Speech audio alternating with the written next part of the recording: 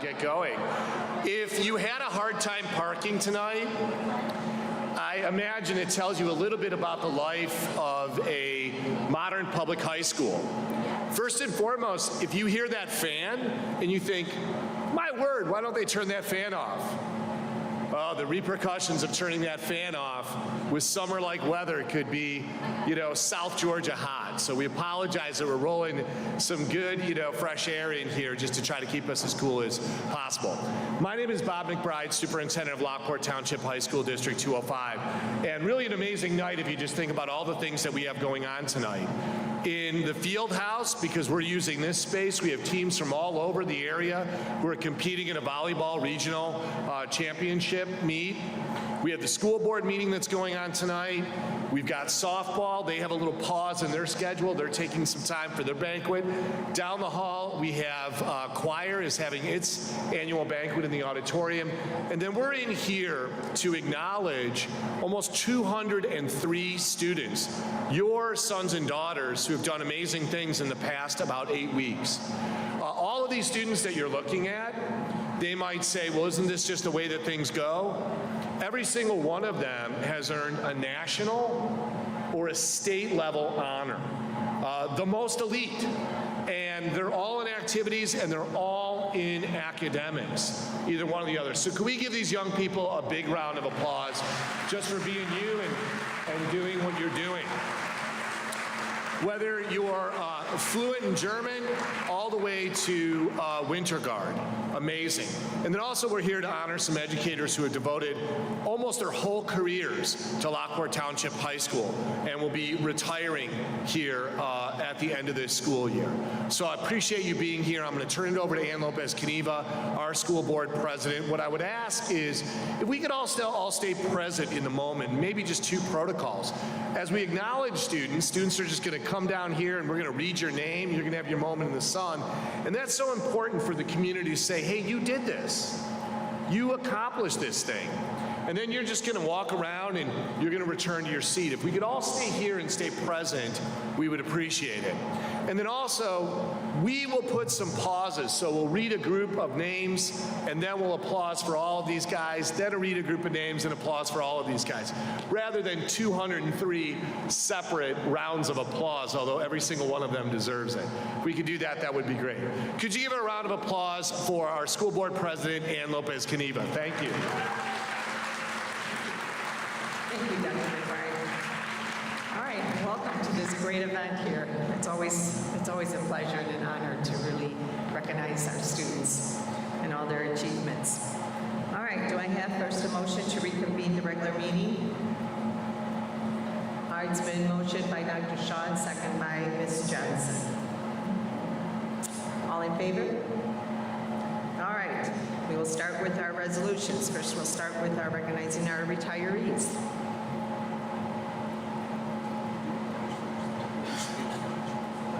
I'm sorry, we're going to start first of all with the pledge.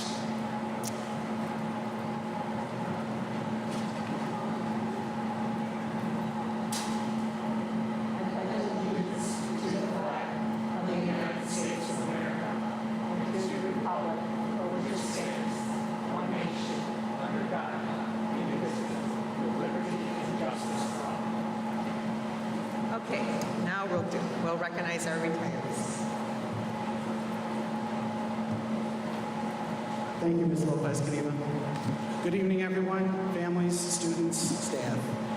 My name is Tony Kandari, Assistant Superintendent for Personnel, and this is always a special time of year. We look forward to closing up shop for the summer and enjoying some well-needed time to regroup with family and friends.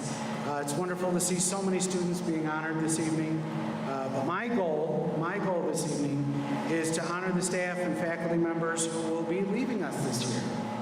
So first, I want to recognize one of our paraprofessionals. Her name is Kathy Sarepa. She's a paraprofessional. She will be retiring at the end of this year after 15 years. So if we can have a round of applause for Ms. Sarepa, who's not here.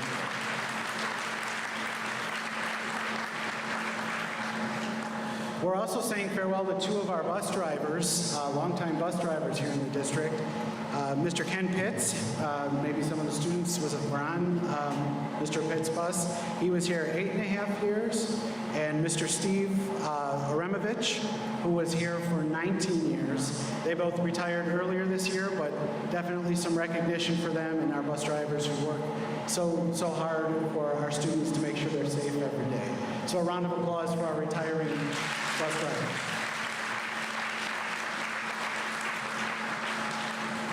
Earlier this year, we said farewell to one of our deans. Mr. Dan Starkey, one of our deans, was with us for 9.5 years. He was also our head football coach for several years. So a round of applause and thank you to Mr. Starkey for his years of service.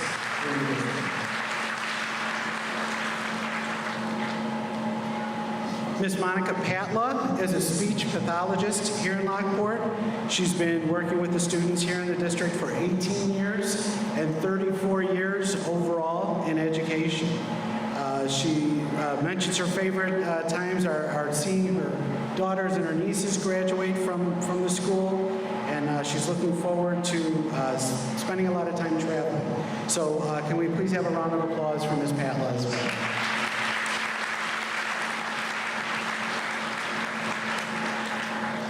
A last-minute bail on us was Miss Tina Sachaki. She was set to be here, but she had an emergency come up at home. Miss Sachaki is world languages teacher. She teaches French and also taught Spanish. She's been here in the district for 24 years and 35 years overall in education. She, too, is looking forward to traveling as she leaves us. So a round of applause for Mrs. Sachaki.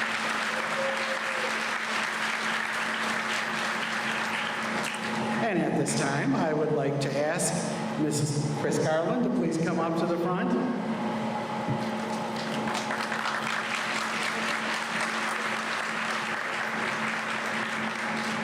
Mrs. Garland, probably most of you had Mrs. Garland over at the Freshman Center, Central Campus.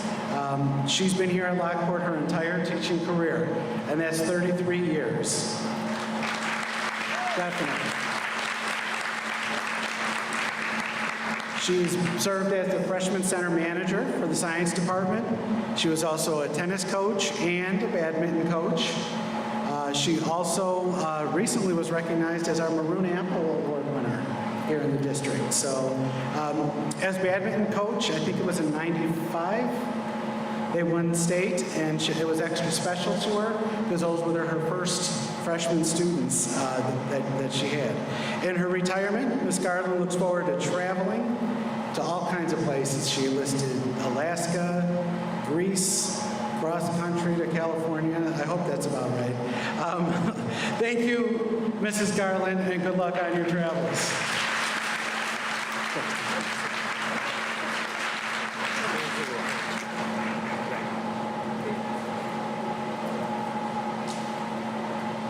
And who's here with you today, Mrs. Garland? Who's here? Got my husband Shirley, retired teacher as well.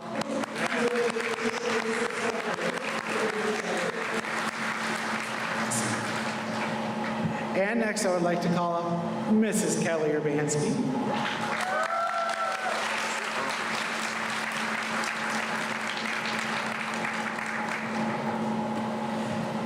Mrs. Urbanski has been extremely involved in Lockport Township High School since her arrival here 19 years ago.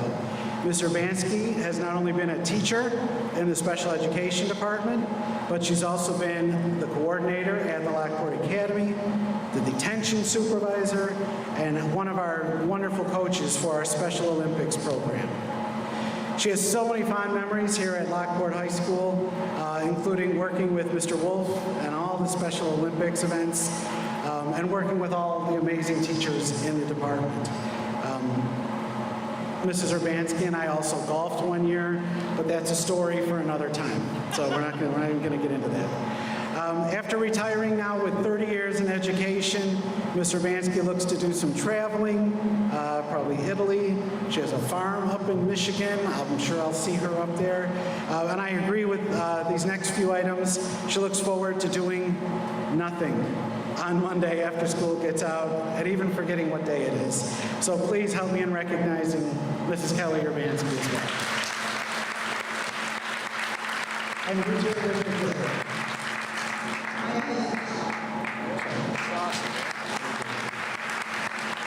One more big round of applause for all of our retirees.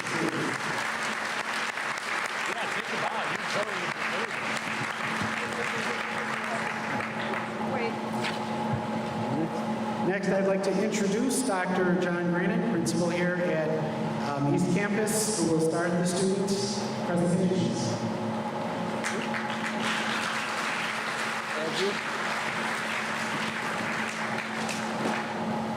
Just Andrew Finley.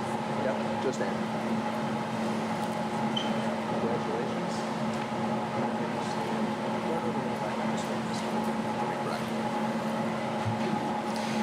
Good evening and welcome to East Campus. This resolution is recognizing the accomplishments of the Lockport Township High School senior student, Andrew Finley. Whereas Lockport Township High School student Andrew Finley was selected for the prestigious Congress Bundestag Youth Exchange Scholarship, and whereas Andrew Finley will be living with a host family in Germany, attending school during first semester, and focusing on an internship in his future career field during second semester. And whereas there are only 250 of these scholarships awarded each year for the entire United States, with an acceptance rate under 2% of those who apply. Whereas Andrew Finley has brought honor and distinction to himself, his family, school, and community by achieving this respected honor. Now, therefore, be it resolved by the Board of Education of Lockport Township High School, District 205, Will County, Illinois, that this resolution was adopted on this 20th day of May 2024. Congratulations, Andrew.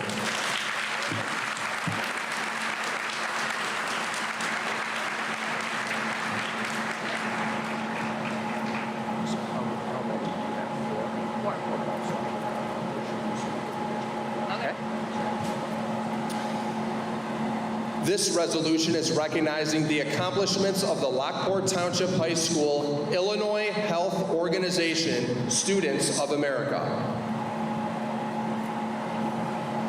Victoria Del Ponte, Chloe Courager, Leah Kosiak, Locacious. And Liz Locacious. Whereas the Lockport Township High School Illinois Health Organization Students of America competed in the HOSA state competition representing Wilco, and whereas Lockport Township High School students Victoria Del Ponte and Chloe Courager qualified for the national competition this summer in Texas by placing second and third in the state. And now, therefore, be it resolved by the Board of Education of Lockport Township High School, District 205, Will County, Illinois, that the LTHS Health Organization Students of America are hereby recognized for their outstanding achievements and dedication to her school and community, and that this resolution was passed by the Board of Education, Lockport Township High School, District 205, on this 20th day of May, 2024. Congratulations.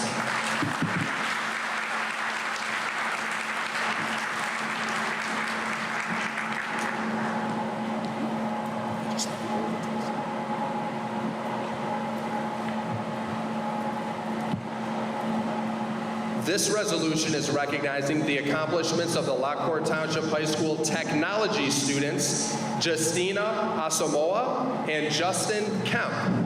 Whereas Lockport Township High School senior students, Justina Asamoah and Justin Kemp, took the CompTIA A+ certification test on May 9th, 2024 in Naperville, Illinois. And whereas Lockport Township High School students, Justina Asamoah and Justin Kemp, earned A+ certification, making them the first two LTHS students to pass this difficult test and have brought honor and distinction to their school, community, and families by earning this prestigious certification. Now therefore be it resolved by the Board of Education of Lockport Township High School, District 205, Will County, Illinois, that Justina Asamoah and Justin Kemp are hereby recognized for their outstanding achievements and dedication to their school and community, and that this resolution was passed by the Board of Education, Lockport Township High School, District 205, on this 20th day of May 2024. Congratulations.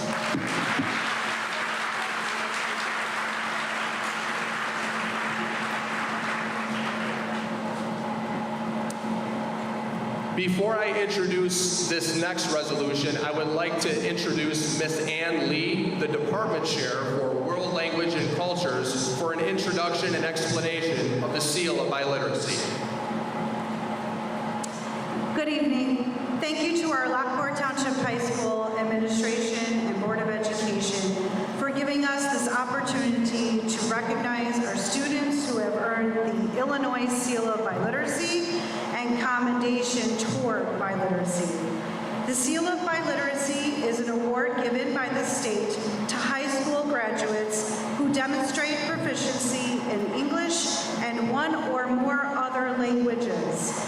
In order to achieve the Illinois Seal of Biliteracy or Commendation toward Biliteracy, students must attain a high level of proficiency in English, such as a 480 on the English writing of the SAT exam, and an intermediate high or advanced score in the areas of speaking, listening, reading, and writing in another language on an AP World Language exam, or a test such as the STAMP test that several of our students took this semester. This award is notated on their high school transcript and certifies their biliteracy for employers and universities. In addition, each student will be receiving a gold or silver seal sticker, which ideally should be placed on their high school diploma. However, if you choose not to do so, that is okay, but please be sure to keep it in a safe place just in case. The seal serves as a statement of accomplishment that helps to signal evidence of a student's readiness for career in college and to engage as a global citizen. Tonight, we are honoring a record 88 students who have earned the Seal of Biliteracy or Commendation toward Biliteracy in the languages of American Sign Language, Arabic, French, German, Japanese, Polish, Russian, Spanish, and Vietnamese.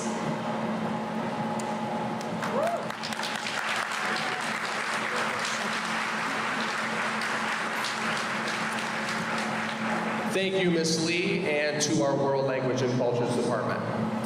Please hold your applause until we announce the last student. Lydia Boss.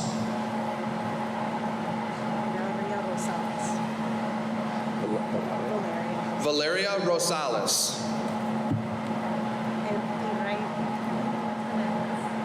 Irina Litvinenko. Luidimar Molina. Madison Lynch. Anna Mazera. Destiny Ramos. Nadia Winkler. Sebastian Banca. Stanislav Zatuleveter. Jacob Balatevich. Nicholas Kroll. Ian Ellsworth. Matthew Matera. Federico Lagunas. Joel Centeno. Liliana Fermanic. Patricia Maroka. Gabriela Drazek. Peyton Holzhauser. Olivia Gasinka. Sofia Maruzars. Wee Hohen, Natalia Stazel. Natalia Stazel, Joseph Perez. Joseph Perez, Melody Ailman. Melody Ailman,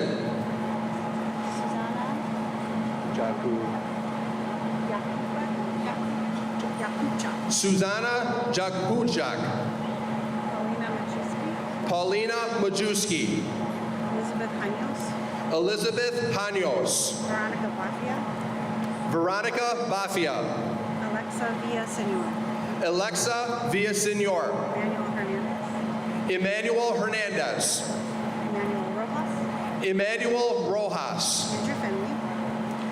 Andrew Findley, Abigail Worker. Abigail Worker, Melissa Ulloa. Melissa Ulloa, Yaritza Zamudio. Yuritsa Zamudio, Emily Castillo Sanchez. Emily Castillo Sanchez, Isabella Calvo. Isabella Calvo, Claudia Cronin. Claudia Cronin, Valerie Martinez. Valerie Martinez, Catherine Holdman. Catherine Holdman, Isabel Collins. Isabel Collins, Maya Chudoba. Maya Chudoba, Nadia Corman. Nadia Corman, Vincent Ramirez. Vincent Ramirez, Madison Mathis. Madison Mathis, Gabriela Zubkovas. Gabriela Zubkovskis, Olivia Olivia Kokoska, Veronica Bafia. Veronica Bafia, Carolyn Kogan. Caroline Kogan, Griffin Elric Garrett. Griffin Elric Garrett, Caitlin Muniz. Caitlin Muniz, Anna Camilla Rodriguez. Anna Camilla Rodriguez, Alex Hernandez. Alexis Hernandez. Alexis Hernandez, Evelyn Kenna. Evelyn Kenna, Micah Pori. Micah Pori, Samuel Alvarado. Samuel Alvarado, Addison Feisick. Addison Feisick, Elizabeth Seward. Elizabeth Seworth, Delaney Buka. Delaney Blumka, Allison Stedman. and Allison Stedman. Thank you so much. Yeah.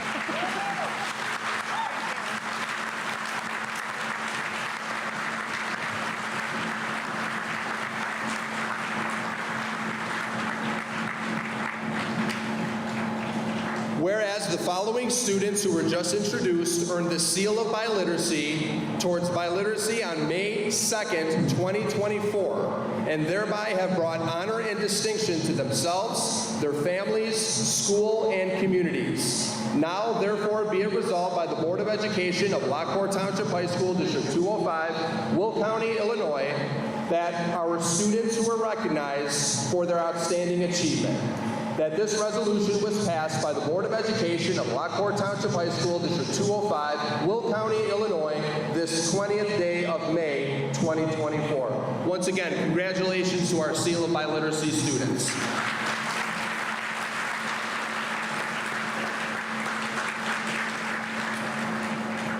Now at this time, I would like to introduce LTHS Activities Director, Mr. Brian Lessner.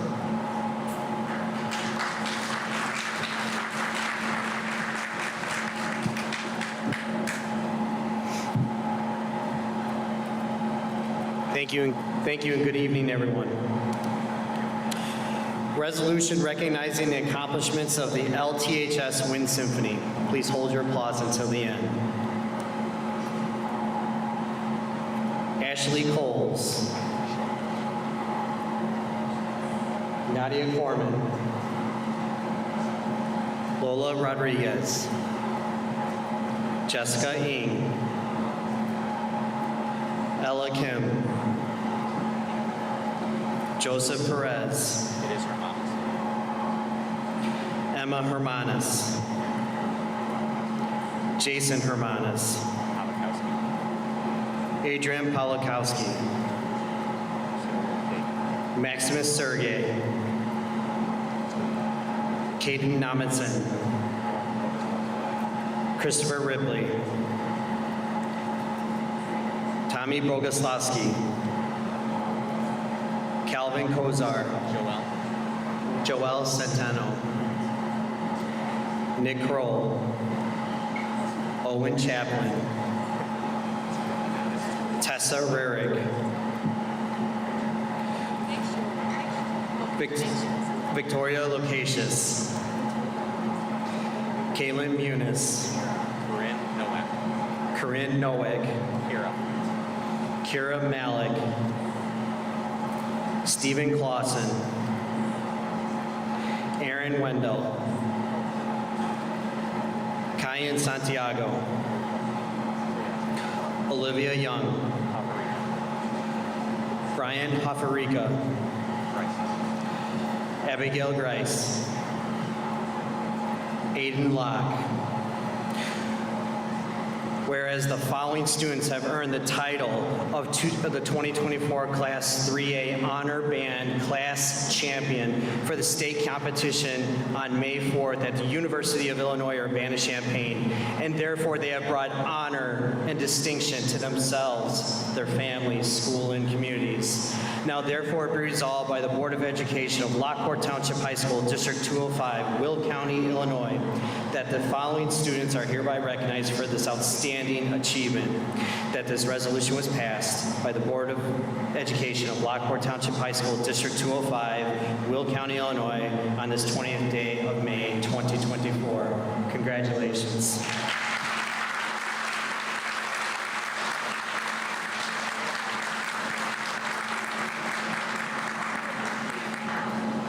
At this time, I'd like to introduce the student athletes from our figure skating team. To my right.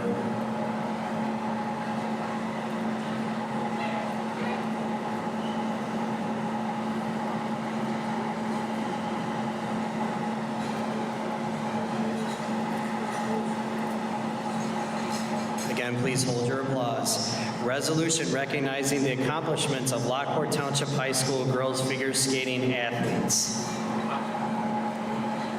Addison Galoy, Gabriella Drasek, Patricia Maroka, Gabriela Salerno, Veronica Raffes, Lillian McCarthy, Paulina Drasek, Michelle Stasek. Whereas the Lockport Township High School figure skating intermediate team competed in the Illinois High School Skating Series on March 10, 2024 in Crystal Lake, Illinois. Whereas Lockport Township High School student Paulina Drasek placed second in intermediate women's short program, and Gabriella Drasek placed fifth in XL novice women's free state, and Lillian McCarthy placed first in bronze solo dance and first in XL novice women's free skate. Whereas Coach Anna Zoko aided and guided the girls figure skating team in their successes as Lockport Township High School's District 205 athletes. Now therefore be resolved by the Board of Education of Lockport Township High School, District 205, Will County, Illinois, that the LTHS girls figure skating team is hereby recognized for their outstanding achievements and dedication to their school and community. That this resolution was passed by the Board of Education of Lockport Township High School, District 205, on this 20th day of May 2024.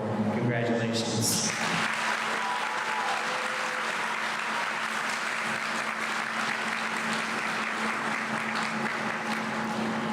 At this time, I'd like to introduce the LTHS Winter Guard, our JV team.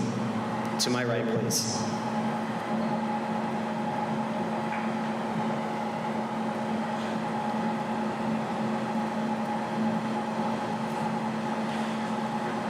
Resolution recognizing the accomplishments of the LTHS Winter Guard team.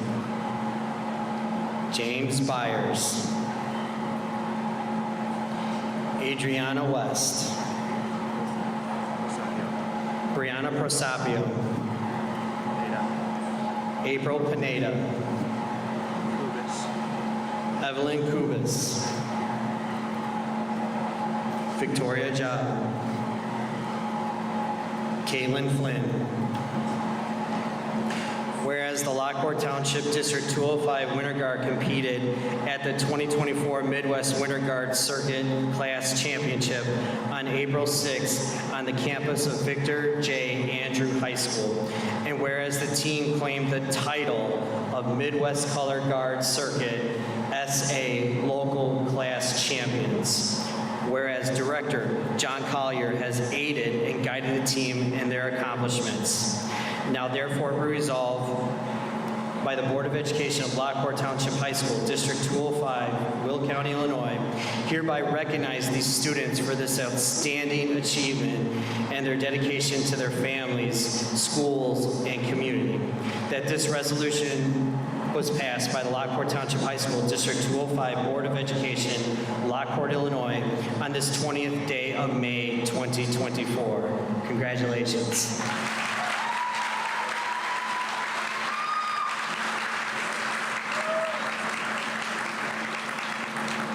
At this time, may I have the members of the National Championship Winter Guard come on down.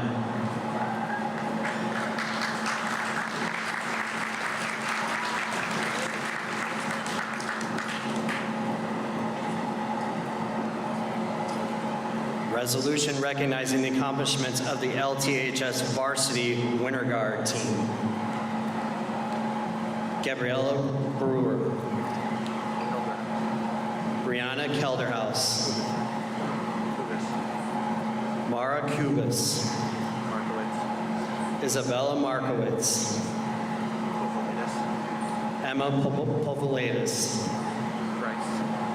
Abigail Grice. Vincent Vicala. Katie Washington. Zoe West. Jordan Conway. Allie Washington. Camille Lippy. Ella Slavinskis. Genesee Ramirez. Sarah Eaton. Whereas the Lockport Township High School District 205 Winter Guard competed at the 2024 Midwest Winter Guard Circuit Class Championships on April 6th on the campus of Victor J. Andrew High School. Whereas the team claimed the title of MWCGC SA National Class Champions.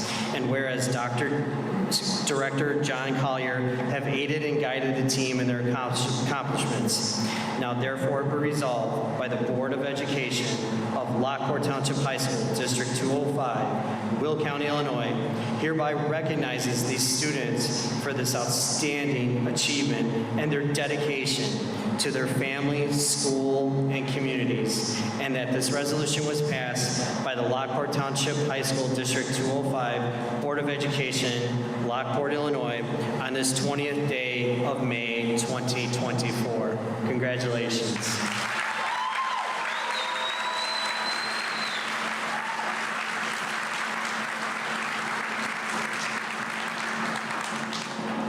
At this time, may I have members of the IDEA team come on down.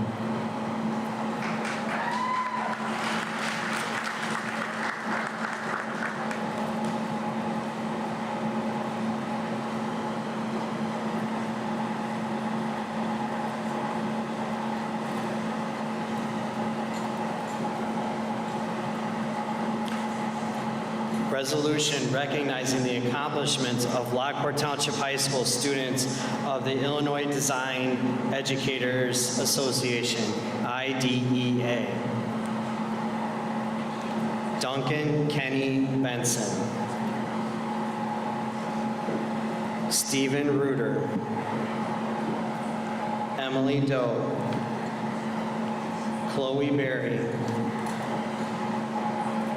Aubrey Tovar. Mara Kubis. Dylan Lokashewski. Brian Sagan. David Kriziak. Whereas Lockport Township High School students competed in the state competition on April 20th, 2024 at Illinois State University, Normal, Illinois. Whereas sponsors Jeff Brown and Roger Ebert have aided and guided the team in the successes as Lockport Township High School District 205 students and competitors. And whereas the students have brought honor and distinction to themselves, their families, school, and community by achieving this respected status. Now therefore be resolved by the Board of Education of Lockport Township High School, District 205, Will County, Illinois, that this resolution was adopted on this 20th day of May, 2024. Congratulations.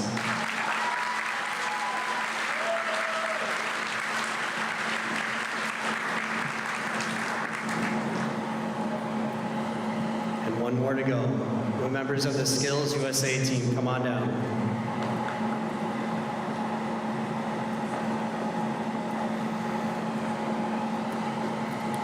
Resolution recognizing the accomplishments of Lockport Township High School Skills USA students.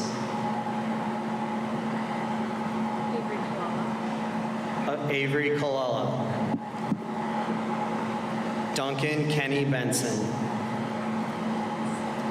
Leah Merkel. Stephen Reuter. Emily Doe. Abel Torres. Ryan Ebert. Andrew Finley. Sean Nevin. David Krzyzak.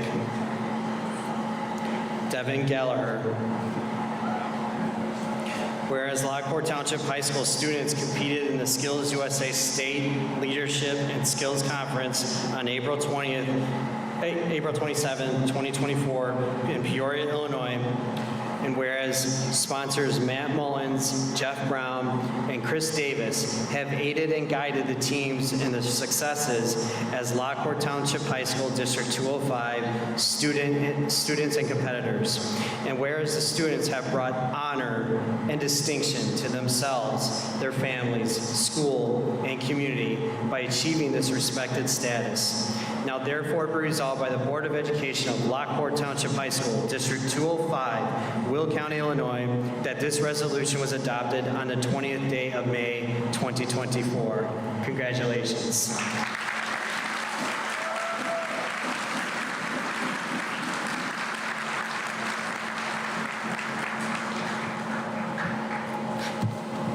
That's fine. Okay, on behalf of the Board of Education, congratulations, students, and also congratulations to the parents. We are very honored to have you here tonight, also, recognizing your students, recognizing your children. At this point, I just need a motion and a second to accept these resolutions as presented. All right, it's been motioned by Ms. Johnson and seconded by Dr. Shaw. All in favor? Aye. All right. Thank you. Again, congratulations, and thank you, everyone. At this point in time, our Board of Education is going to go back to the Porter Room, but you are welcome to stay here, take pictures with the students.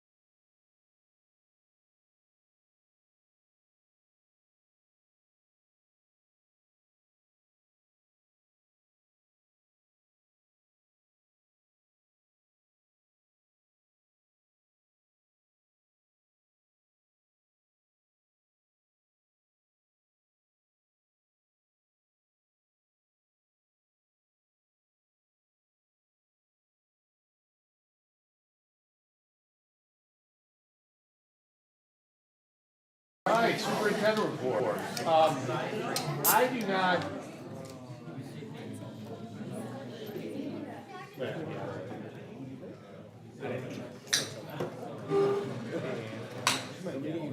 Do decorum.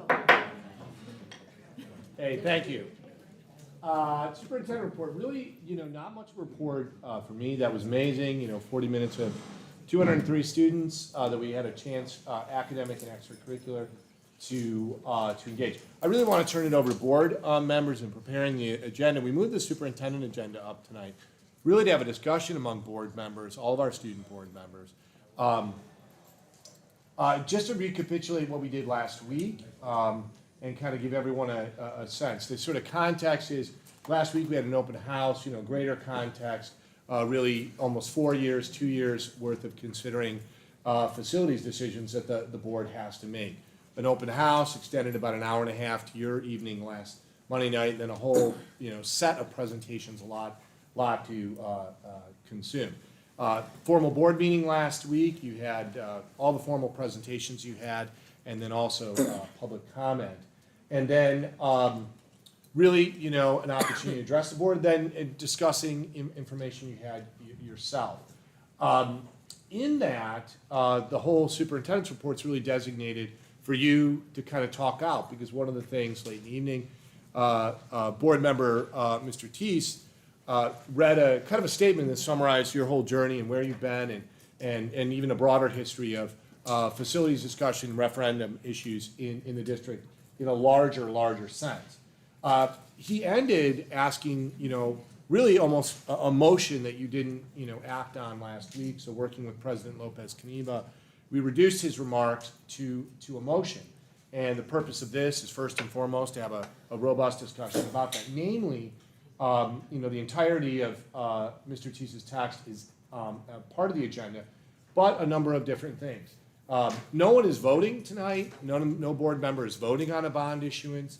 This motion is to direct the administration, to prepare for life safety bonds. As you heard from Bob Lewis last week, he advised you those are things that you do in a timely way, sometimes in one calendar year, another calendar year. There are ways to manage life safety bonds that allow you to pay when you actually have bills to pay, and that actually allow you to manage the impact on your levy and on taxpayers. So that would be directing us to prepare that. You're not authorizing a bond sale. Utilizable comfortable amount of cash reserves, that would be directing us to begin looking at what that comfortable amount would be. You as a board have talked $10 to $12 million. That would deal with non-life safety issue aspects, at least initially at Central, ADA, Lockport Academy, the CCC programs. Those don't qualify. I know some people are surprised that ADA is not life safety, but it isn't. Work with the Village of Homer Glen or possibly the City of Lockport to investigate solar power. Very common now, public bodies, especially schools, use solar power as a way to have alternative revenue, to seek alternative revenue bonds that don't impact taxpayers at all. Leverage an annual allocation of capital improvement funds, reserving a portion of our taxes from commercial and residential developments. Those are particularly going on in Lockport for the purposes of future facility work. And then really aim towards a 5 to 10 year master facilities plan, where you're not only building up your cash reserves from initial expenditures, but you have what I like to say the brochure. Panel 1, stabilizing Central. What's panel 2? Because inevitably, some type of new construction, new addition is going to be needed. Let me pause there and really just open it up to you to talk to each other, and process out what you heard from board member Teese, who's joining us because of work obligation remotely, as is Mr. Michael Travis. Well, first of all, I was very appreciative of Mr. Teese last week, really given his reflection and the whole history of everything. And I do know that, we've looked at all those options that people, public comments has asked us to. We've done this for 2 years. I mean, we've been starting to do this for 2 years, and it's just been, and I know that one person, I think John Delanardo, he did say at one point, we're just kicking the can down, and it's time. We have to really stop the can and start doing something with Central. I don't know. Ms. Johnson? Oh, I'm sorry, go ahead. Did you ever? Oh, and the longer we wait on this, essentially, I don't think the costs are going to go down, they're only going to go up. Just in listening to the public comment as well as what Mr. Teese had to say, I appreciate his analysis of the history of our referendums and our passing of referendums. And just, I guess that enlightened me to kind of see like, you know, the issues at Central are not going to go away. We have to do something in the immediate future because we need to get our students back over here. We need to get them back in that building and in a safe building, because I recall seeing a lot of comments and hearing a lot of comments about when that happened. The issue was that people were concerned about the building and its state. We need to address those issues just because we are going to have students come back there in August, regardless of what happens. So we can't build a new facility in the summer. So I think that the best option is what Lance has proposed. And even then, even if we do have that option of building a new, you know, high school building, it's not gonna be done, like you said, over the summer, but then we still have to deal with Central. I mean, we still have Central. Ms. Johnson? We would all love to build a new building, but we can't afford to build one. And like you said, we can't do it over the summer. It would take a couple of years, because you got a lot of research to do, you got design. There's a lot of work into building a building. Okay. And you've been through a few construction. Yes. When I was on my second term, we looked at options for building a building. You know, different options, building here at East, building over on Cedar Road, you know. I worked on those referendums. And Yes. It was And really it didn't pass. It just seemed that the gap got wider and wider as far Yeah. as, you know. Yeah. And even though we cut down the cost every Yeah. time that we went for referendum, it just kept getting Yeah. wider and wider. It's just not. And since since COVID, Yes. everything has shot up, you know, so it's higher and higher and higher. The only way we could do that is to pass a referendum. But we hear from the public that they don't want to increase their costs. Other chances. So you're between a rock and a hard place, you know, because nothing you can do. So we need to get the students, we definitely gotta get the students back into Central, irregardless. Exactly. And then work, that's a short-term plan. Then long-term, we look at additional options of what to do, so.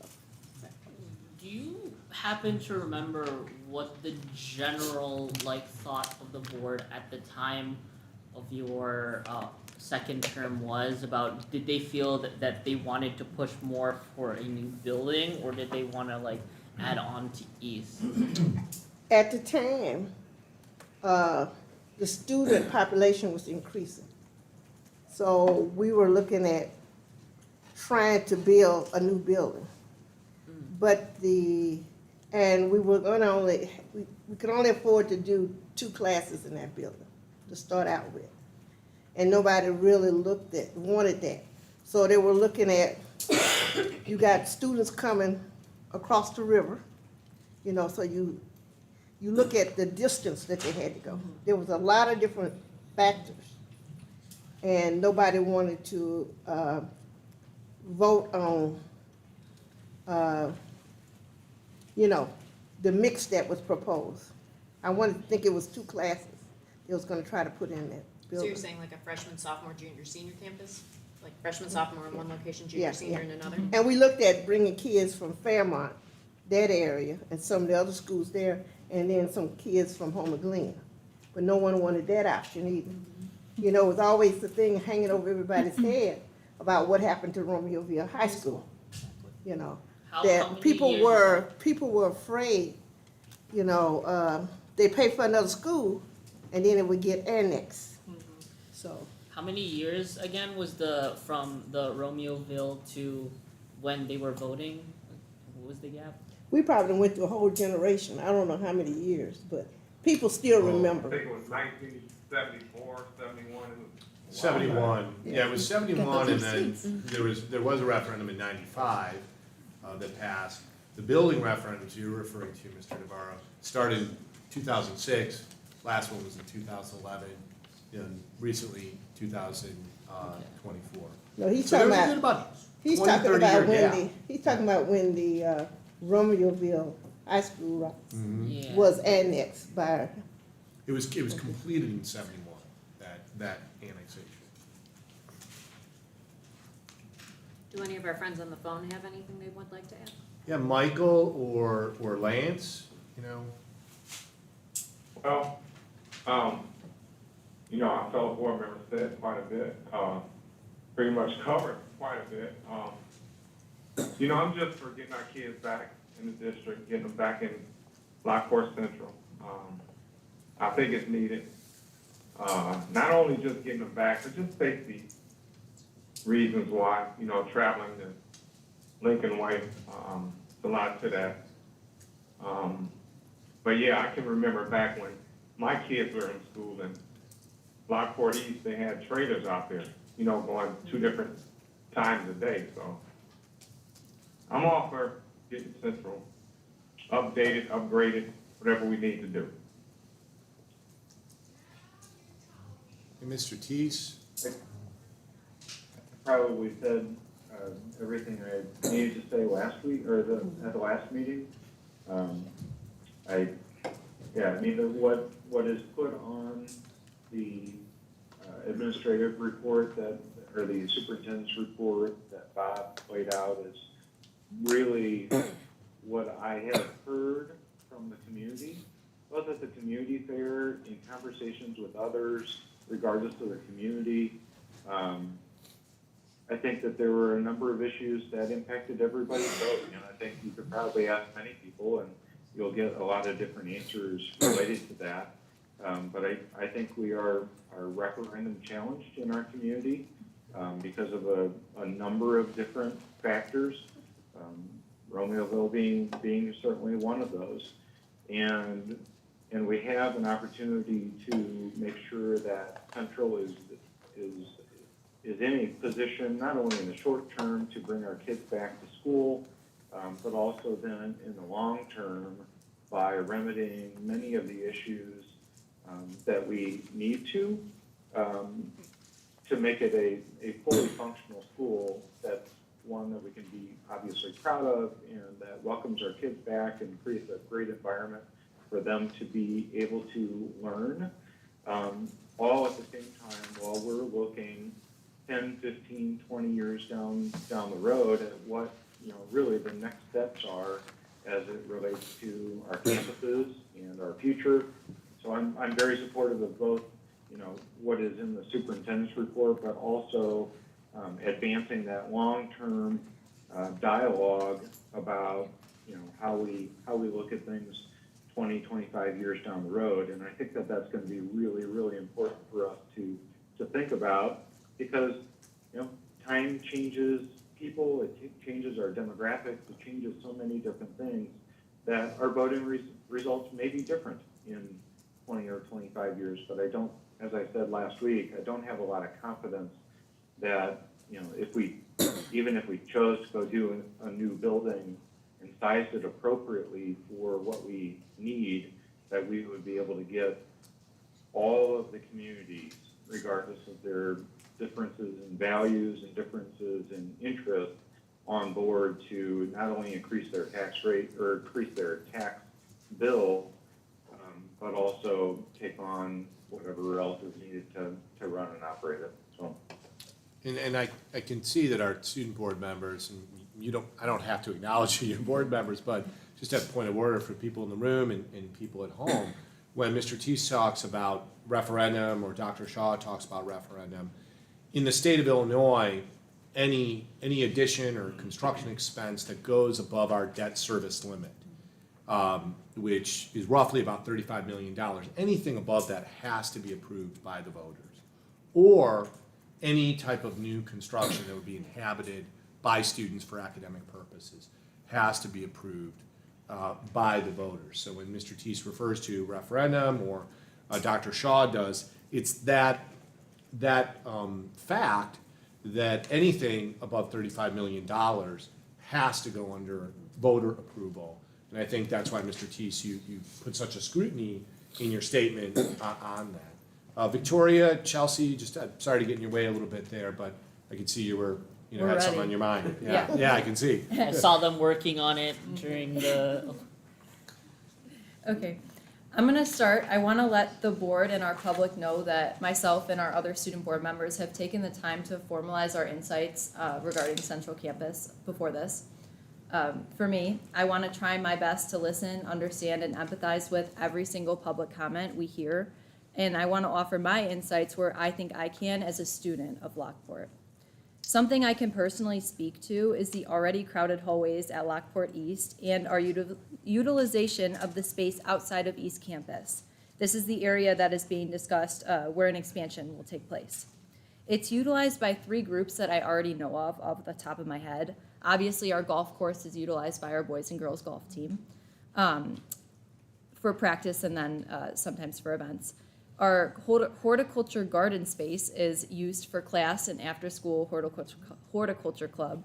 And then lastly, something I can speak to personally as a leader for the Adventure Ed classes at Lockport is we use that little backyard forest area to kind of teach different tent setups, and we just actually put a bunch of work into the forest. We put mulch all on the ground and we started digging different tunnels. It's really interesting if you want to go back there and see. But I wanted to emphasize that that area that we are talking about expanding to is utilized right now. So that would result in the cutting of courses or, limiting our space. And then I want to close my portion with a moment of vulnerability with the board, our administration, and our public. As an 18-year-old, it's sometimes intimidating coming into a board meeting to discuss my insights where the climate can be negative or high stress. I want to stress the importance of civil discourse regarding our students, our administration, and our school as a whole. It can be challenging for me to give my honest opinions while being in fear that I may be judged for my remarks or create an outburst. I always try my best to give truthful and relevant insight to our board and our public about life at Lockport because I'm living it. Creating an open environment during board meetings is the best way to ensure that this happens now and for the rest of our students to come onto the board. Thank you for your time. Thank you. My name is Chelsea Osei, and I want to talk about some of the things that were talked about in our Superintendent Advisory Council. A little bit about that council is we actually meet every single month, and we discuss things that the board has presented. We have done a lot in this advisory council, including including more of our guidance counselors, so that is something that's really dear to my heart. But when we were talking about the referendum and also expanding spaces for the Central people to come in, we were very curious about some possible next steps in terms of Central and possibly not utilizing the spaces. So one plan that was presented this year is utilizing the Homerland, and that was constantly brought up in a lot of our board meetings. We talked about kind of why this is not as a feasible plan, including the sewage problems and just the population as a whole. And then we talked about if we aren't using that land, why don't we just sell it? And kind of the worth that it would be, and we wouldn't get the return as well. I think it would be really interesting and for the public as well to have that exact financial amount to see how much that land is worth so we can see and move on from there. In addition, we talked about last week's plan that was also presented, possibly expanding Lockport in the golf course and also Adventure Ed places. As Tori said, those places are already utilized, so as a student, obviously I have some concerns at those. What are we going to do to allocate the golf students, and also are we going to be cutting the Adventure Ed programs, which I know that a lot of students would like to do and also sign up each year. And then also, what would this plan include? Would that plan include a cafeteria, auditorium, and gym? And is that financially responsible to do just for one portion of the student body? More so, what would this plan entail? And is this space going to be enough for the 1,000 students coming in? We also evaluated the Innovative K-12 survey. And I thought it was really interesting because the first thing that was listed is what are we going to do for Central? And I think that I would like to reiterate that as a student board member as to what are we going to do for the students in Central, because that's all we're doing. We're not talking about a building, we're talking about actual students and their education. And then also third on that list is a financially competent way to handle all of this. And we know that our community is very compact, very vibrant, and they just want the best way to financially handle this. So I think that's the way of the board to make sure that we're handling this in the best way and taking in all of the community.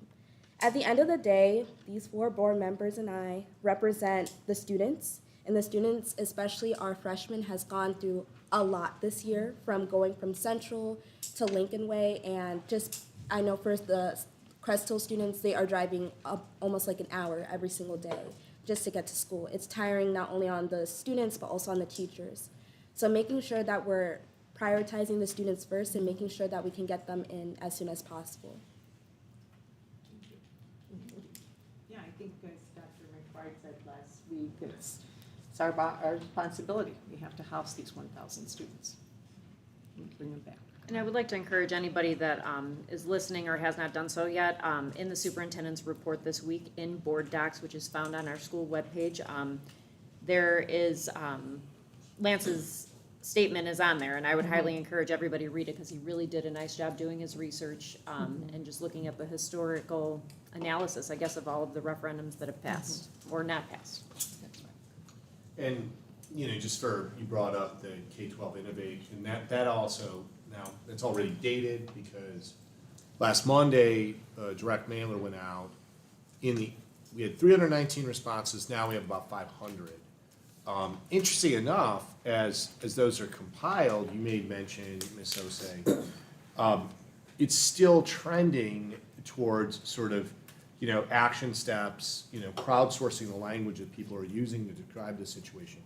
You know, prioritizing safety at central, focus on future enhancements, doing so, and I think, you know, what is presented on this motion is the most conservative and the most reasonable kind of 3-prong strategy to try to address, you know, what's going on at Central, create that as an anchor, but then also get into a master facilities planning process that focuses on enhancements and financing. Seeking alternative partnerships, that was something that's still trending even with now 500. We're doing that, looking at solar. We don't have the other thing that Illinois schools do. Counties that have a sales tax for schools, they do that as well. Will County, many of the counties in this area don't. But then continued engagement. You know, everything from open houses, coffees, tours of Central, tours of this facility as well. I think it's important to become familiar with this facility and the work that DLA architects and builders have done on this facility, you know, as well.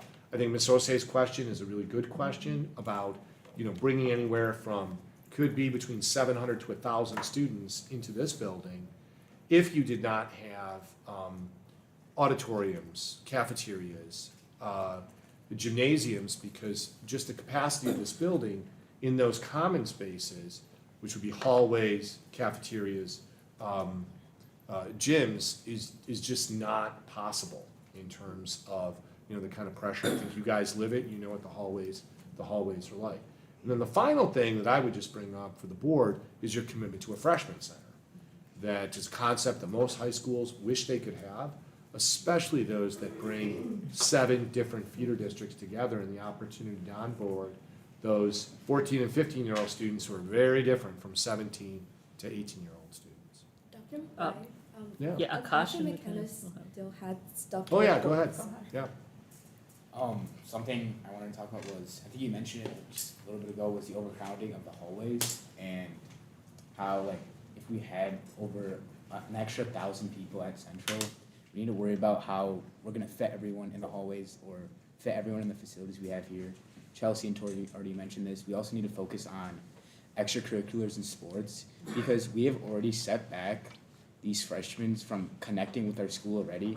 Like similar to us, we've gone through COVID, and I feel like they're going through like almost of a similar experience of isolation from the rest of the school, and we just need to do anything we can to like stop it as quickly as possible, because they're a year behind in connecting with extracurriculars, sports, really any programs in the school, and it's very important for anything you do after high school, because to get into college, to get into like trades, you have to get started early, and I think we're depriving our freshmen of that opportunity. one of the things I want to kind of jump on with Akasha's point is with our sports teams, I know our volleyball players who are participating in their regional championship wish they could be having that at our central campus gym right now. That is a staple of their season, and I know that there's been a lot of scheduling conflict with badminton, volleyball, and the other and track and other sports that have been going on. One of the things to mention about the new proposal of maybe adding on an extension to East is in the next coming years, we're already going to have to redo our schedule because of new curricular additions that will be required by the state with our science department and our language. With the new extension, we'd already have to extend lunch periods and passing periods. So by making this day longer and by the new constraints we'll have on our curriculum, it would be in addition to school day, in addition to costs for teachers and other staff. With our freshmen, we've seen since they moved to North how scheduling has been kind of an issue. They've been doing the best they can, but students and teachers alike do really wish they could have that time. Adding that addition on to East Campus would be putting us in a similar position with kind of our time restraint and limiting curriculum. One of the things I kind of want to end on is one of the biggest themes that we've had since Lincoln Way North has kind of been our new home is unity and bringing the community together. What our Board of Education meetings and the public comments really show our unity as a school. And that's an important factor to display in a school that's gone through so much this year. And I think that really a direction we need to shift in is showing that unity and showing that to the public, because together it is important that we act as one body so that we can have places like Central Campus back up or find new solutions in the quickest manner that we can. I like to add something. I remember, and Michael remember this because his kids are the same age as my daughter. Couple of years, the kids had to do split shift. And that made for a long day, especially if you were in sports, you know. Some kids were leaving home at, 6:30 in the morning. I don't know if you remember that. Yeah, it was very hard on the kids, and especially if you were in sports. That made for a long day, So I know people say to bring all the kids here, and that's what it was when there were a lot of kids here. We don't want to go back to that split shift again. The kids suffer. Okay, all right, thank you. Thank you. All right. Moving on then. Do I have a motion to approve the next steps for district facilities and central campus? So moved. A second. All right, it's been motioned by Dr. Shaw and second by Ms. Johnson. Roll call. No, we weren't voting. I thought we weren't voting on anything. This is to approve the next steps for the board, for the. We're not approving, yeah. we're not bond approving the sale. box. Yeah, It's for them to look into it. It's that's for what I them. was gonna, go ahead. Navarro, Yes? Travis, Yes. Tease, Yes. Johnson, Yes. Shaw, Yes. Lopez Caniva. Yes. All right, next, do I have a motion to approve the appointment of assistant principal as presented? So moved. And I'll second that. And I believe Mr. Oster is here, and I believe Dr. Johnson is here someplace. Maybe behind me, we'll maybe give Dr. Johnson an opportunity to introduce Mr. Oster. Yes, absolutely.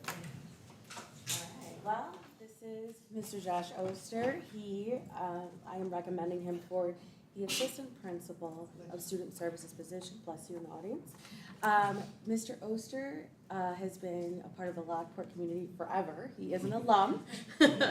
And he also was a paraprofessional, and he also was a behavioral specialist, a teacher, and his current role is department chair.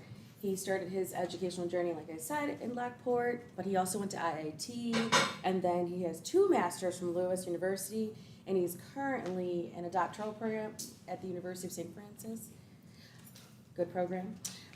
Some other things to know about Mr. Oster: he really cares about our kids. He is about students' belonging. He's about supporting our staff.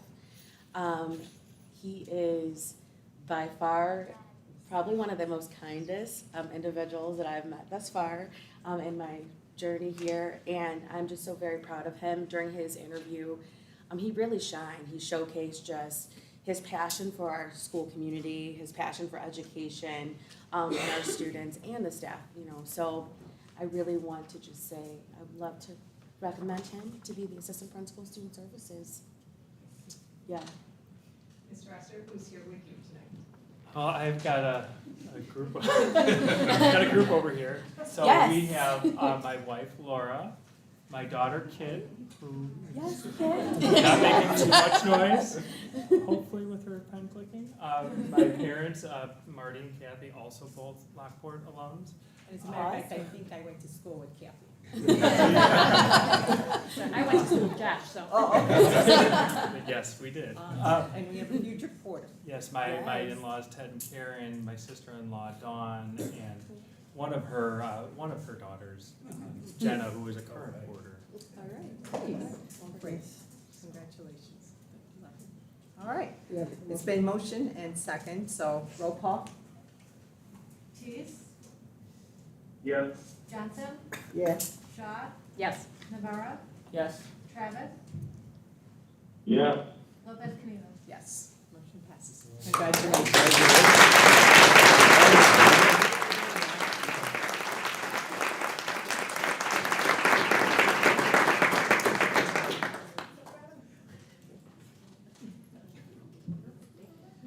You gotta get a picture of your family as well. So family, come on up.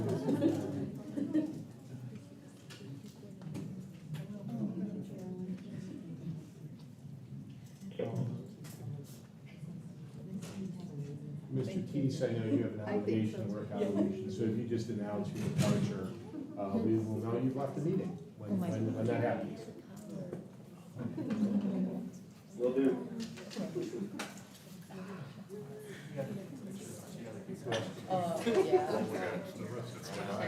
Oh, my God. Yeah, how do you want to Actually, let's go that way, so the screen's not back there. And then 2 rows, if we can. Dusser, well played.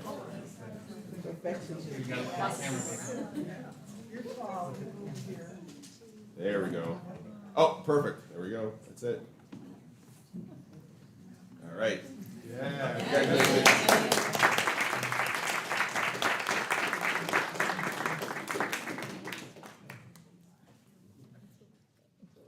Okay, going on to our report, student government. Oh, yes, that's right. Yeah, you got it.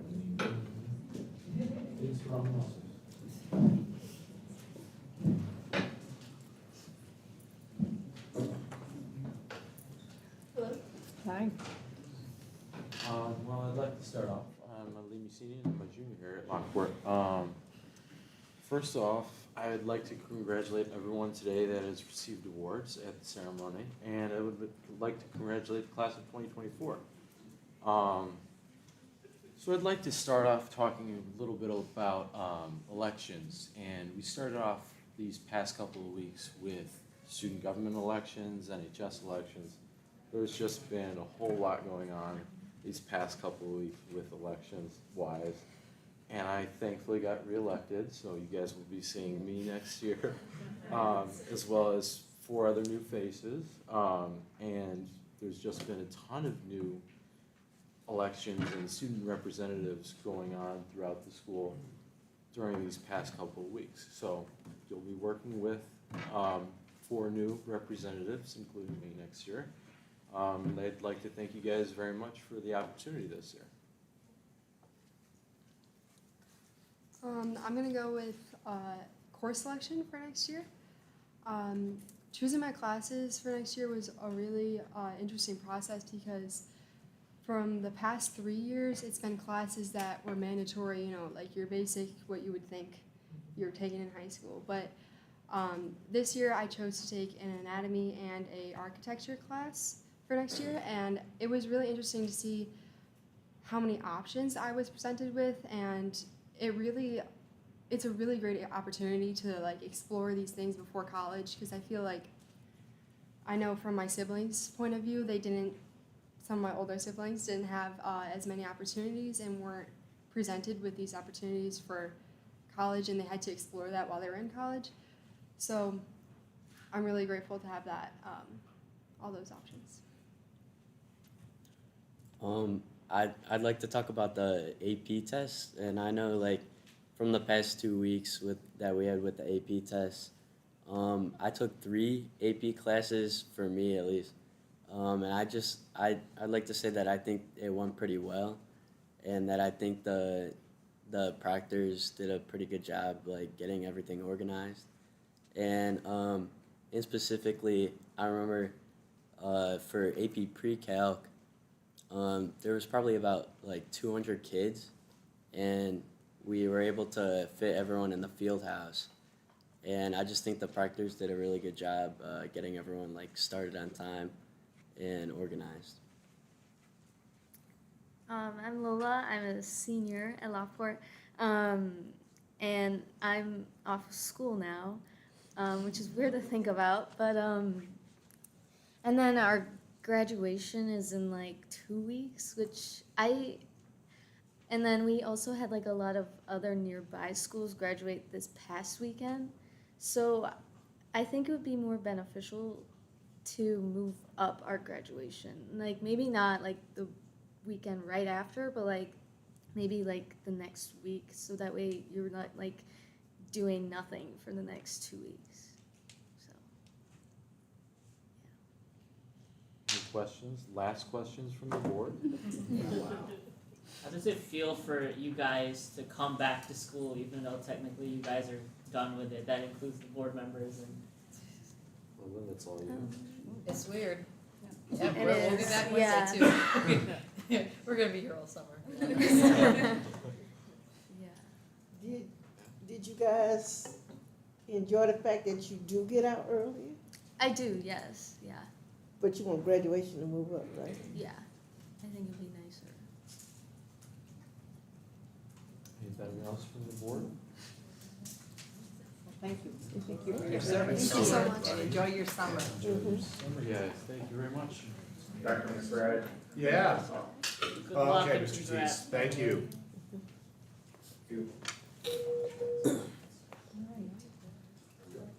Dominican Republic trip update? Can you disconnect and Treya's got it? Yeah, can you just. Yeah. I also shared it with you. Oh. I also shared the presentation. No, I can pull it up if you want. Yes. If that's okay, I'm happy to click, you know, first thing.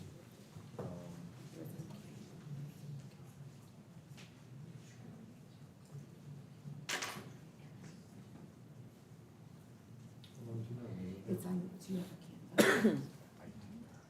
Or me? You know, you wanna just, Oh, I'll this is disconnect and Thomas. you can do it? Yeah, I thought it was in Google Slides. Okay. I'll disconnect out and come back in.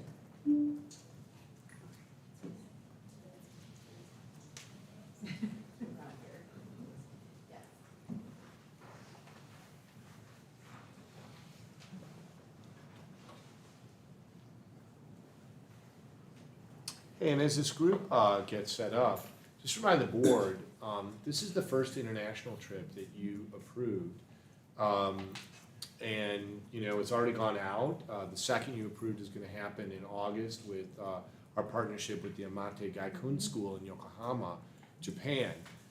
This group of students is akin to your focus on community service. Also traveling to do community service in the Dominican Republic, so a combination of community service and a combination of global competency. I'm going to turn it over to Mr. Dusterhoff and the very capable Drea Quintanar to introduce themselves and these awesome students who went. No, you go ahead. Okay, I'm Andrea Quintanar, and I'm working at Lockport since 2002, and I've done a couple of international trips.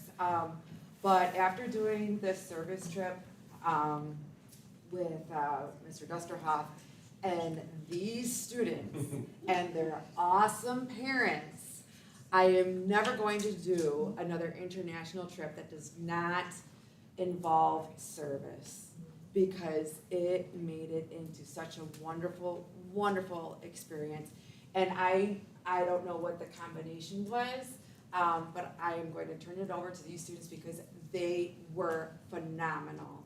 And they have already told me like how big of an impact it has made on their lives, and they have impacted my life as well. Okay, so go ahead.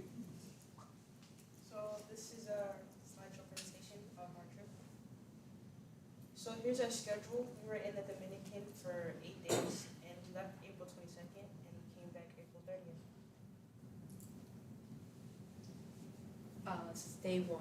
It was mostly flights. It was all flights and arrival. On this day, we took a total of 3 flights to get from Chicago to San Domingo. Although the day was long, this allowed us to establish relationships and bonds that would be helpful during our trip. So day 2, we were walking around Santo Domingo a lot, really exploring like the culture there. We walked through a lot of the streets. We had a huge walking tour of like the colonial sector of the city, which was really nice. We got to try a lot of like local, regional food and cuisine, which was really good experience. And here's more pictures of Santo Domingo while we were exploring the city. On day 3, we traveled from Santo Domingo to Jarabacoa. We got to visit the Environmental Institute where they talked about the studies that they do there and also the programs that they do to children in Dominican Republic to help establish and help to improve their environment. We got to walk around and see more stuff about it, and we also did an icebreaker activity to just get more comfortable with each other. And then there's a group picture of all of us after we were done with our service there. That was before service, we're very clean. Right. That was before we started working. Day 4, we did planting and rafting, where we continued doing service with the Environmental Institute. We planted, I believe, yucca and lettuce, which involved like fertilizing it and de-weeding their gardens. Then we went whitewater rafting, which was very exciting. And there are some more group pictures. And there's the after picture where we were just like covered head to toe. I still have red mud on my shoes. I can't get it out, but I'm not even gonna try because I love the memory. Yeah, that red clay was like Georgia. It's got to be like Georgia red clay, and it was wet, and it stuck to everything, including the bus, which was quite a mess by the end of that day. Right. It was good order to get like all muddy and then rafting. Mm-hmm. You know. So what were they playing? Lettuce. And yucca. And yucca, which is a It's like a popular food that the Dominicans eat. It's kind of And like, we ate it. Yeah, we did. Right. Well, that's also a good point because all of the food that we ate was like local and grown there. And I know some of these people, their parents told me that they were picky eaters and they packed like protein bars for them. They didn't eat them. They ate like the local delicious rice and beans and yucca and passion fruit and dragon fruit and it was just wonderful. On day 5, we went to a local farm and we learned like how they grow things, like what they do on a daily basis, like where they keep their animals and what they use them for. And we spent some time with them, and they taught us how to dance, and then they also brewed us some of the coffee that they homemade. And it was really good. And then we also did pottery. We made our own little like statues. We would like throw the clay and then like make little pots, and we helped make bricks. We milked goats. We also milked goats. Right. yeah. So day 6, we went to a nonprofit called Inspire DR. It's an organization that works with boys ages 10 to 19 locally. It's almost like a YMCA program, so it's after school they go on holidays and such. And it's teaching the boys how to grow up to be responsible, respectful people. And they teach the boys various things. They have technology there so they can learn how to text and type. They teach them English so they can have a better opportunity at getting a job. And it was really cool. We got to learn all of their names and bond with them. And then we were paired into small groups. And we were tasked with making a water rocket using recycled materials they had found, picked up. And it was really cool. My team didn't win, but we should have. And volleyball and Water polo. Oh, we're after that. Was with the kids. It's great. On day 7, we had beaches and boats. So first we went to the beach, and we were still with the Inspire DR. That's me with Jonathan, by the way, my best friend. And basically we had various activities in which we just talked more with the boys in Inspire DR. And we also did waterboarding, so that was really fun. And then after that, we went on a boat ride in which we got to see more of the ecosystems in the Dominican Republic, which was really nice because we got to see that in the museum. And now we get to see it in person. And it was kind of like our last day of activities, so we had a lot of reflecting after that. Right, the boogie boarding. Wakeboards. Yeah. So for day 8, in our conclusion, I don't know if I need to slide because we all know it was like an amazing experience. We had like a lot of different new perspectives in life. We learned new cultures, how people acted, and that was something that will really stick to us. And also, although the last day, like Chelsea stated, was reflecting, it was an amazing day talking about it because we all bonded together. Like, to be honest, I didn't know who they were. I just met them on the trip, and now we're like really close. And also, I hope this will like benefit and like make you guys do more trips like this because I know LTH students will really enjoy this. And it's good to hear.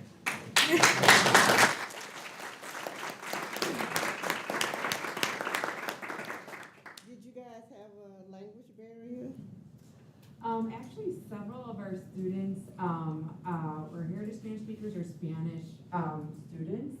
And like right away, I think it was on day 2, we saw that our tour guide, who was wonderful, but there was a lot of technical terms. And I said, you know what? I think some of our students can translate. And so they did. They stepped right up there and started translating for the whole team, and it was beautiful. Good. Question. So, as a former Spanish teacher, traveling I think is one of the best things you can do in your life because it opens your eyes to a lot of things and gives you new perspective. Is there anything, an example you can give us of something like when you came back you had more appreciation for, or something that you think, Chelsea, I saw you trying to jump forward, something you think differently about now that you're here? Yes? In the Dominican Republic, they didn't have like functioning toilets. Their plumbing system in Dominican was really bad. So we had to like wipe our butts and throw it into a basket at the side of the table. So coming back, they like really set the tone of the differences that we have here versus at third world countries. The little things. The little things. The little things that you don't think about till you don't have it, right? I think working with all the ecological programs that we worked with over there, when I came back, it made me rethink kind of what I was using on a daily basis and how it was affecting other people and like our earth down the road. I was gonna say what Chelsea said because that just made me more appreciative towards my toilets. I think that definitely the community there, it's very like family oriented, and that's something I still miss till this day because America is not as family oriented or close knit, but it definitely made me more appreciative towards like the community that we have here, that like just having that family bond. Also, you had to pick on your own food because I think it was on the Caribe. We went to the garden and we went to like see around and like harvest our own food, and then we harvest our food and they told us to give them to them, and that's what we ate that day. So I'm pretty sure that's what they do on a daily basis. So, and that's something we don't do here. So. Going along with what Abby said, like going there gave me a much bigger appreciation of like nature and just being outside more. Like it was just a really cool experience. It broadened my horizons to like all the different things that you can do like with nature and looking towards like future careers. It really like put those sorts of things into focus for me. Be a memorable experience for you. I do have a question though. If you guys could recommend one food to try from the Dominican Republic, culture, what would it be? The rice. The rice? Yeah. We ate rice 24/7. I think we had it for breakfast. And it was really good. Yeah. I really like the plantains. They had like cinnamon and stuff on them. They were delicious. We had those for like breakfast and dinner one day, and I wasn't mad about it. The coffee was amazing. Oh yeah. There was something about it. It was different. It was really good. It's because it's pure. Because right? It might be the soil that it's grown in, or just different than Colombian coffee, which is what we probably drink most of here. But it was that and the way they prepared it probably. They talked a little bit about the farm that we went to, and there was a woman with a big old kettle making coffee in a way I had never seen, and it was really good. So. Is it like sweeter? Is it just? It's less bitter. It's not as bitter. Right, it's not, and you don't, a lot of people don't take sugar in it because it's just. Really? Did you take sugar? Nope. You just drank it as Straight it up. was? Yeah. It's interesting. And I would be remiss, I'm sorry, Ms. Lopez, can you back, these trips are very, very intense. First off, I really want to acknowledge Mrs. Quintanar because there's so much preparation, training she had to do, the EF educational tours, just an investment of time, knowledge, heart, and while many of us were enjoying the spring break, you are lovely, but it was work. And then I really appreciate from our administrative group, part of your model was having an administrative chaperone, but that's really to support you, Mrs. Quintanar, and the students, that Mr. Dostroff also, surrendered his spring break and said, hey, I'll go on this trip. So really appreciate these. I know I've done a ton of these trips, and I have one coming up. I know how hard they are. They're a lot of work, but they're a labor of love. Thank you. Thank you. Thank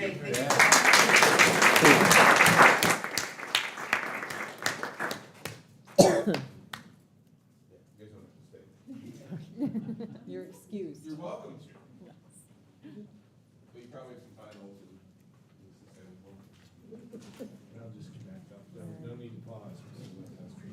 All right, this AFT report, Ms. Katie Fishline.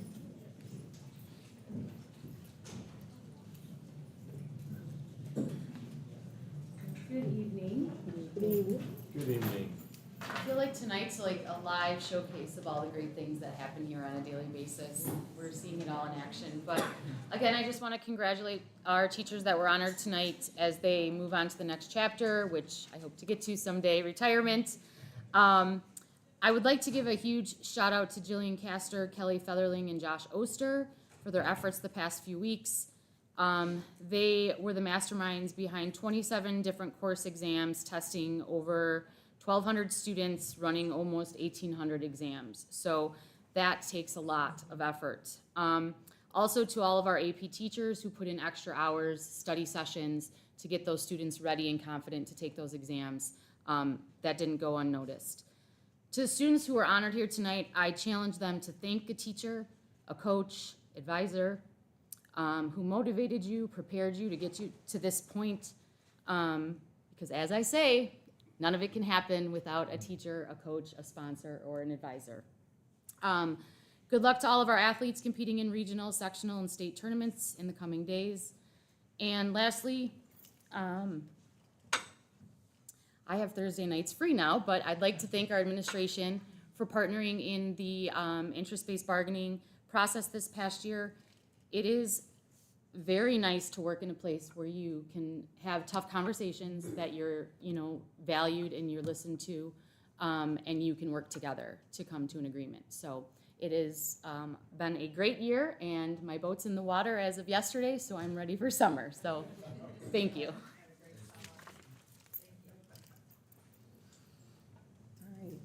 All right, IASB report. Ms. Johnson, anything? Yeah, the Three Rivers Governing Board is gonna meet June the 4th. Okay. They're doing a virtual meeting. Okay. All right. Ms. Lopez, Kanim, and I have been asked to present at the annual IASB June 15th I believe. President's Workshop Yes. on superintendent, president working together. Looking forward to that. All right, foundation report. Tonight, as we shared, you've got the reports. We're gonna try to streamline things for you. If you have any question for Mrs. Adolph, but it's all there, don't know if you have any questions, just trying to manage your time for some long board meetings. Okay. All right. I think we have no questions. We've solved this. All right. Legislative report. I do have, when I put this help put this agenda together with Mrs. Lopez Caniva, there was just so many hot items down in Springfield that we were tracking. Statutorily, the legislature adjourns on Friday. There are probably two that I would really focus you in and out of the crowd. One, SAT is officially out. ACT is officially in. So just when we got, our rhythm down with the SAT and how to give that test to students and students taking that test and aligning ourselves to that test, the state had a public bidding process and ACT is in for next year. So more to come on that. But I do want to introduce you, this is a letter to House Bill 4636, which I spent most of my time today on the phone with our state senators. This sailed, it's one of these bills, it just sailed through, it was unanimous in the House. And I believe it's unanimous because there are only 4 oil refineries in Illinois and only a handful of school districts whose largest taxpayer is an oil refinery. I think it was one of those things, maybe the state legislator didn't think there was very much impact on 4636. But for those of us where, for example, the Citgo Lamont refinery is our single biggest taxpayer, 4636 really creates the potential of a serious tax break for this corporate taxpayer. And we're in opposition to that. This is a letter that we very quickly, when we saw that move, this could be approved in the Senate without, mounting some opposition. So Senator Hastings, Senator Avalar, Loughran Capel, Senator, all of our senators. I contacted Senator Belt, who is the sponsor of this in the Senate. Senator Curran, who also leads on the Republican side. I reached out today to oppose this. Because even though we're only a handful of districts, if you could imagine, if you have a situation, it's really complicated. Basically, oil refineries, there's a certain amount of law that oil refineries can request the state certify themselves as pollution control facilities. So you can imagine oil refineries have tons of pollution control equipment and mechanisms. But if you have a large amount of their equipment and mechanisms, in essence, they work directly with the state in terms of their taxation, not with local governing bodies like the Will County Tax Assessor or the agreement that we usually conclude with them. So our concern here is that, if we have a loss of tax revenue because of 4636, that either means that homeowners, who are already paying quite a bit, pick that up, or the school has to make changes, or both. Just want to bring that to your attention. If anybody has any, in this room, or any of our board members reaching out to those, different state senators, it's going to be decided in the Senate. We would ask that you oppose 4636. So these are all of the superintendents that are superintendents of a school that has an oil refinery as their largest. So in their district, and usually a facility that big is your largest. So these 8, correct? Right, all of these superintendents. This is a letter that went to, everybody we can send it to today. When is it up for a vote? Friday? There's a slim chance that it might be up for vote tomorrow, maybe Wednesday, and it could be a dash to Friday. So we just hope that the Senate, does not pass it. That would be our hope. This was what you emailed in the board email, correct? No, this is the first time I've sent this. Yeah. Oh, I copied you when Yeah, you when CC'd us, yeah, right? thank you, Mr. Navarro, it was a busy day. So when I emailed a Senator Belt, Senator Hastings' office, I copied you on the email, and this Yes. was the attachment.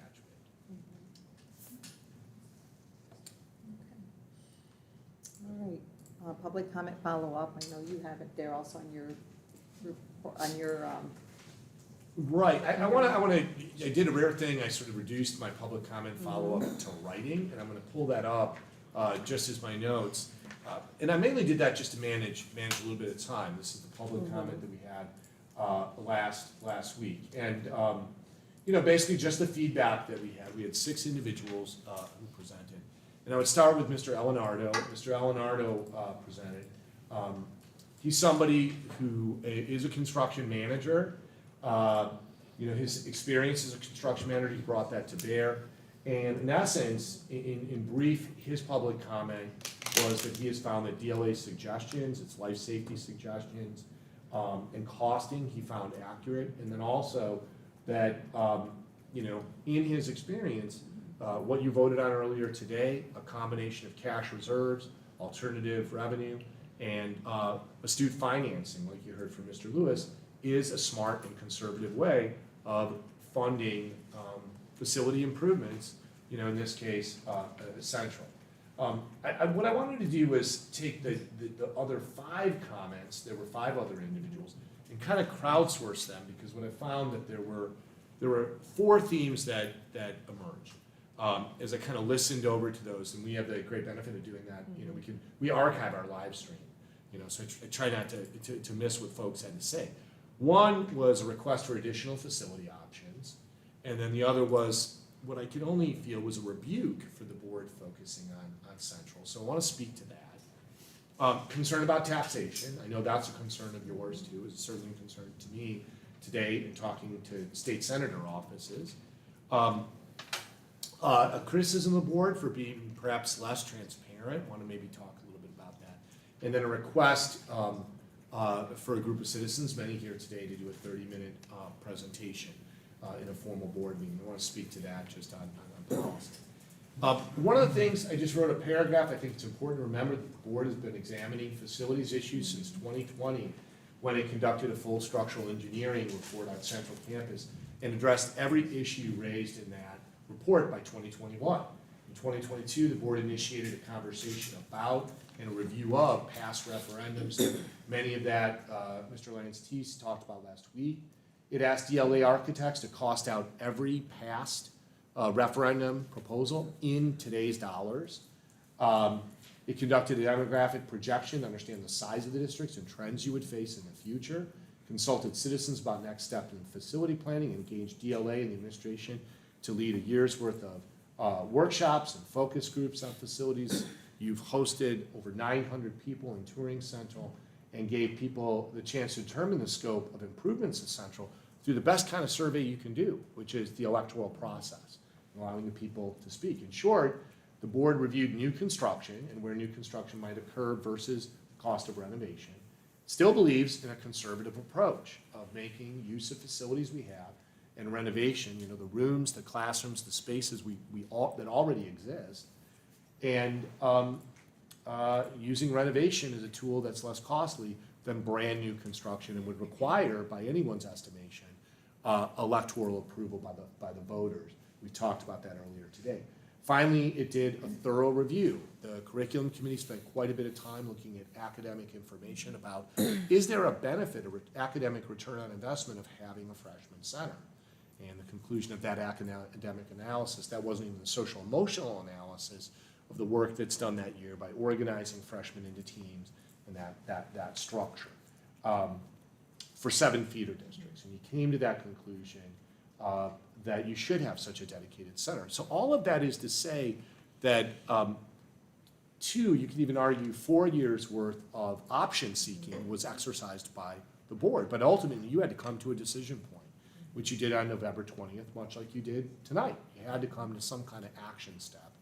And that predated any kind of issue at Central. You recognized the need to shift funds, time, money to that building to secure it. In regard to taxation and limiting taxation on property owners, your strategy, the strategy you elected, was to limit taxpayer impact and reject the high costs of new construction and additions. Rather, the board would prefer to enact facility improvements over time with a focus on current urgent needs, preparing for a new construction in the future. Basically, the idea of dealing with Central as suggested in the community survey, and then moving on a master facilities planning for the inevitable, what I believe is inevitable in the community, growth. I think there's going to be growth at Homer Glen at some point. I think growth in Lockport, preparing, getting ready for that. One of the things that I want to stress to the board and to the public is that the board is not the county or the township assessor. I would not recommend that any of you go to complain to those individuals. Those are the folks that assess the value of homes and property. That is the single, in tax code in Illinois, determinant factor is the value of your property in terms of what you will pay in taxes. It's the single most determinant factor. And I wouldn't recommend going to a township office or a township meeting because I think those boards, those township offices, Lockport Township, Homer Township, are doing their level best to carry out their role to assess property in the economic climate that we're in right now. The group that presented last week would, be most successful, could be successful if you lobbied those assessors. But again, I think those folks in government are doing their job too. So what have you been up to in terms of affirmatively addressing issues of taxpayers? A couple things. One, you approve budgets and levies that have lowered our tax rate for every year for more than a decade. We have the lowest tax rate of 17 township high school districts around us. You voted on a debt service abatement in December 2023 to give every single taxpayer a discount on the levy and on their tax bills to sort of reduce that pressure. Like I mentioned today, you continue to work with me, work with organizations like the High School District Organization of Illinois, SCOPE, to demand property tax relief at the state level in two ways that we're working on right now. And that is, we are pushing as hard as we can. I have spoken with the state superintendent, for Illinois. I had breakfast with the board president of ISBE to get the school construction grant back online.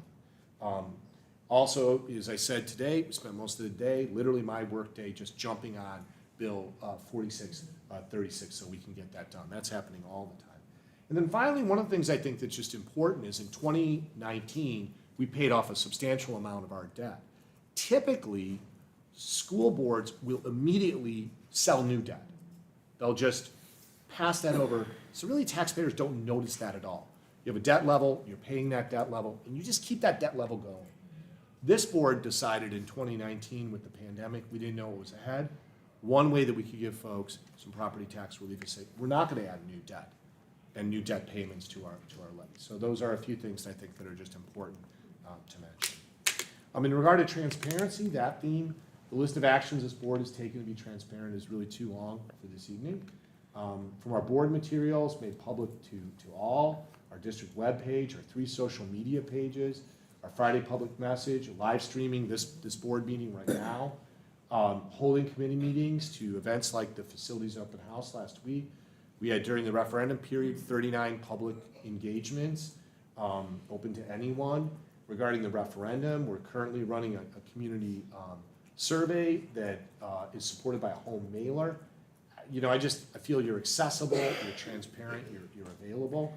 I would challenge anyone on the live stream in the audience, if you find a better school board doing better transparency work, please point that out. We'll take a look at it. We want to improve. I think important. In regard to a 30-minute presentation for in a formal board meeting, the Open Meetings Act and board policy speak to that. Specifically, not just ours. These aren't just yours. This is Open Meetings Act and board policies across the state. They exist to give all citizens equal access to the board at a formal meeting and avoid political action in the boardroom. We have specific policies that do not allow political action here in the school hallways. Each citizen has an opportunity to address the board monthly with the same amount of time so that no citizen has an outsized voice in any school matter. Groups of citizens, particularly when they identify themselves as a group, a faction, a movement, or a party, are more than welcome to use private means to communicate, to publicize, to message their ideas, but they can't use public resources, time, or platforms for politicking. And that includes, by policy, board meetings like this. Now, you've recognized that 5 minutes is very limiting, and there's a need for non-time-bound discussion. So as such, you've directed me and my leadership team to be open and receptive to conversation and meeting. We can, and we do, we can involve up to 2 board members. We've done that in such conversations with individuals and groups. Additionally, we've established committee meetings. They're far more informal. They promote a dialogue and give and take. Last week, board members, you all added an hour and a half to an already very long meeting just to be available, just to be in the cafeteria for anybody who wanted to come up and personally speak with you. I've invited every single person to a private meeting, myself, our staff, any of our experts that we work with, at least 2 board members. And of the 6 people who spoke, only Mr. Elinardo took us up on that offer, was the only one. Those structures for dialogue, they'll continue. That door is always going to be open. We've opened that up to really every person who spoke last week, and we hope someday it's accepted, because we think that's really where the work can get done. It can build goodwill and better friendships, as we say in Rotary. So that is my follow-up. When you say Mr. Elinardo has not, do you mean is that he's accepted to speak with you, or he didn't feel? Yeah, it he's was the only appropriate? one who, when that we've extended, of the 6 people who spoke last week, Mr. Ibarra, when someone has raised an issue and we say, hey, well, come on in, we'll muster these folks around you. Of the 6 who spoke, Mr. Elinardo is the only one who accepted that invitation. And I think as a construction manager, he was very interested in what we were doing with DLA. He really wanted to sit down, go over all of that, really run through everything with a professional, and then also the eye of someone who was a parent of 3 students here. All right, open for public comments now. At each regular open meeting, members of the public and district employees may address the school board during the public comment section of the agenda. Individuals appearing before the board are expected to respectfully follow the guidelines of Policy 2:230 and Policy 8:30, available upon sign-in. Public comments are important to the board. However, it is customary not to respond on issues until time has been taken to gather information and discuss all options. Lack of action or response at the time of comment does not imply lack of interest in the issues brought to the board. We have here a Mr. Steve Ballage.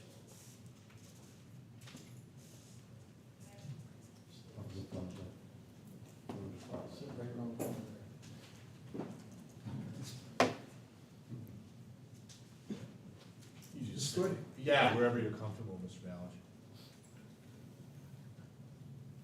Well, my name's Steve Ballage. I'm the township supervisor of Homer, and I'm on the county board. I'm the Republican leader there. And when you talked about HB 4636, if you could let me know when you get those things by sending me email, I'll call our lobbyist up when I go home and tell them that he should be working on it. The county hasn't brought it up. And in the past, we had a lot of discussion for months about it, and our county assessor was really involved with getting the last one passed.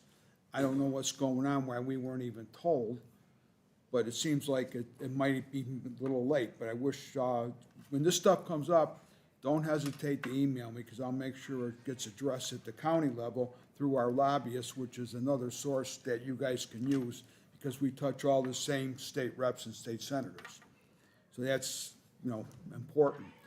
But what I came up here to talk about was that the tax bills came out, and our township is getting inundated with people that are really frustrated, because some people went up. If you have a big giant house, they went up a real lot, but most of the houses are going up between $800 and $1,000. That's a lot of money. And the schools, not just this one, all the schools combined, it's about 70% of the tax bill. So it's problematic. I listened to what you said about cutting and doing the best you can. Well, there's a movement out there that may take shape and actually happen where we can take Lincoln Way has 4 schools. And Lincoln Way is at 50% capacity. And what they did is they went and built schools. But then there was a decline in enrollment, a big decline, which I don't know if you're gonna see it here or not, but people are having less babies. And, so I don't have the statistics to give you the exact numbers, but there's a decline in children. So I don't know when that's gonna hit here. It hit in New Lenox, and they're at 50%. Those people are paying taxes for 4 high schools at 50%. So there's a movement to disconnect part of Lockport High School School District, the southeastern part of Homer Township, or Homer Glen, or whatever, and move that to Lincoln Way.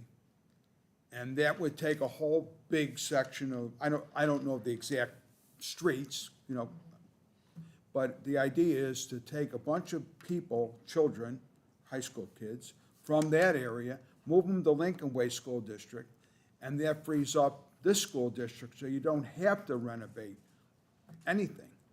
You'd have less kids, a lot less kids. So that's just something I didn't hear anybody talk about, but I think it's an important discussion, because when you look at years to come, with the decline of families having kids, are we going to just keep with same districts and run them at 50% or 25% or whatever, when we should be combining? The Catholic Church has a movement right now in Joliet. It's going to hit this year. They're going to combine, if I remember right, it was 17 churches into 7. And why are they doing that? Because enrollment's going down. So the same thing here, when we're talking about renovating, I'm not on the board, and I just listen to people. I don't get a chance to come often, but I can see a lot of different things that other people aren't, maybe.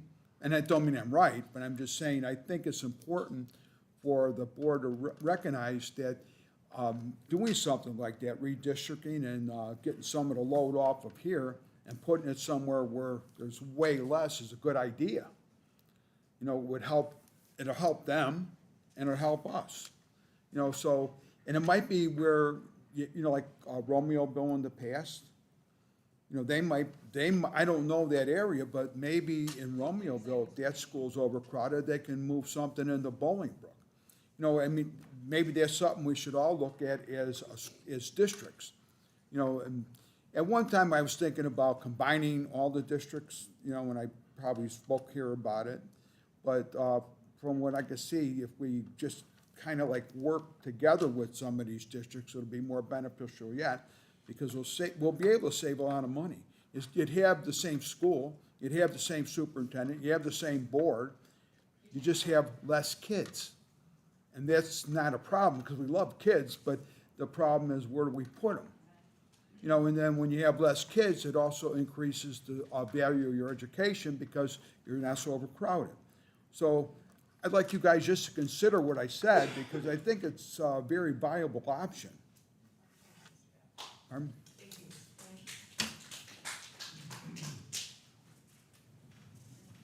next we have a Miss Tammy Hayes.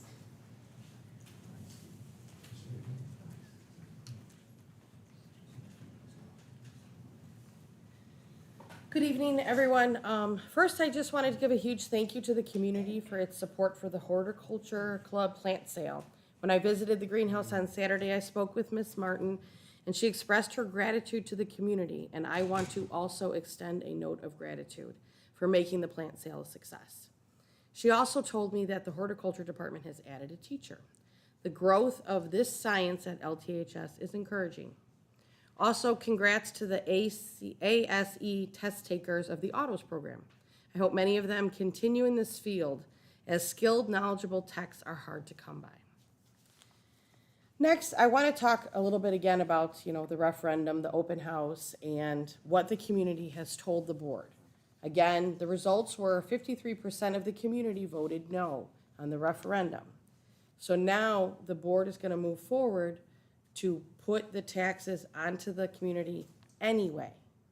So it begs the question, you didn't get what you wanted with the referendum, so you're just gonna take it. Recently, a board member suggested using cash on hand, 10, maybe even 15 million. I hope you do that. I hope you do at least that. Myself and a few others have petitioned the board via email, and we've spoken to Dr. McBride regarding trying to get some time on the board. I understand they don't want to give normal, everyday community citizens time on the board.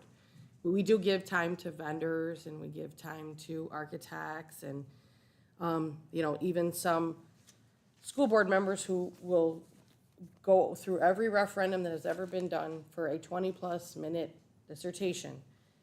But I can tell you, I appreciated him at least offering something to board discussion time, because that's a rare event. I've been in a lot of meetings, everybody knows it.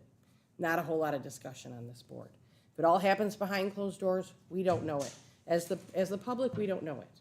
So maybe if you're not going to give it, and you're not going to give citizens 30 minutes on a board, how about an open forum like a town hall, where we could actively ask people in a closed area, not a giant room where vendors are there talking about solar panels and vendors are proving why they should be in our school.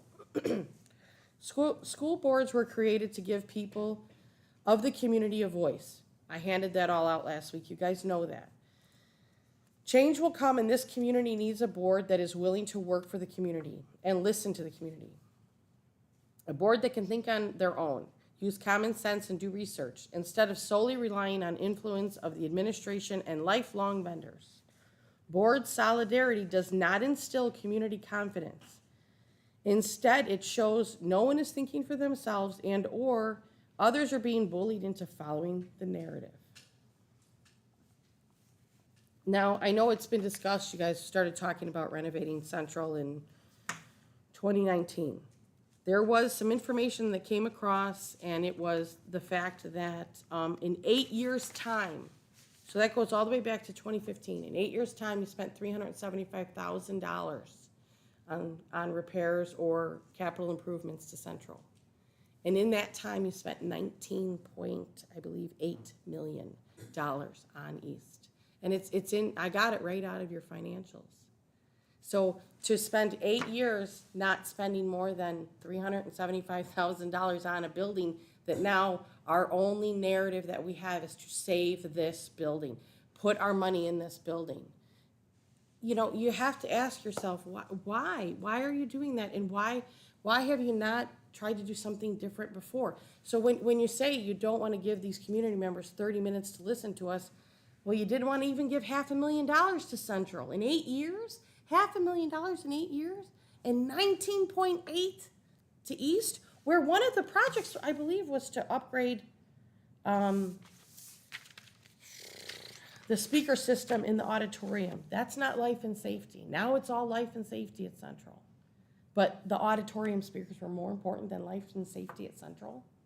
That's a long time. So, no problem. So, Ann Lopez-Caniva was elected in 2013. Her term is up in 2025. Luann Johnson, member, was elected in 2009. Her term is up in 2025. Michael Travis, member, 2019. Term expires in 2025. Lance Teese, who was appointed, can only serve until the next election. His term is up in 2025. Zion was elected in 2021, and his term is up in 2025. I hope you guys really think about that when we are making decisions. I appreciate your time. Have a great day, everybody. Next, we have a Ms. Dawn Allen.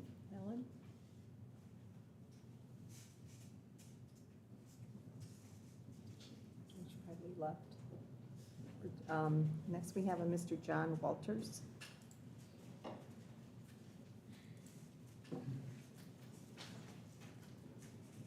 Do you have to note that she was not present? Oh.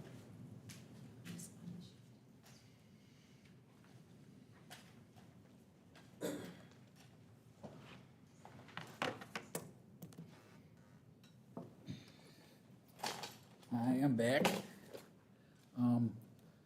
The voters spoke and rejected your referendum. They said no to spending $85 million on a 115-year-old, the 115-year-old central building. But the board won't listen. You're going to move forward and spend $30 million, even though the taxpayers said no to spending millions on central. At the last meeting, Member Thies said that the voters won't approve any tax increase. I don't think that's totally true. Yes, there's a segment of the population that will never vote themselves a tax increase. That said, the board seems to always shoot themselves in the foot with the community and with a divisive referendum they put on the ballot. Build a new high school in Homer Glen. Immediately, in the public eye, it was going to be a Homer-only school, and only Homer students would go there. It was divisive. After losing Lockport West to Romeoville, who could blame the voters of Crest Hill and Lockport for voting no? Then there's the $85 million fix-up of the 115-year-old Central building. There are a lot of voters that think it's a waste of money on an old structure, and they said no, and they were with the never vote yes voters. That's why you lost that referendum. And you played the nostalgia and emotional connection to the past. Believe it or not, there's a huge segment of the population that have no emotional connection to the central building. And others know it's a huge ongoing problem to keep an ancient building in working order, and it's going to be a constant draw on taxpayer dollars. It's divisive. Look at the state of Illinois' decision to demolish the 99-year-old Stateville prison and build new. The prisoners are going to have newer and up-to-date facilities than our students.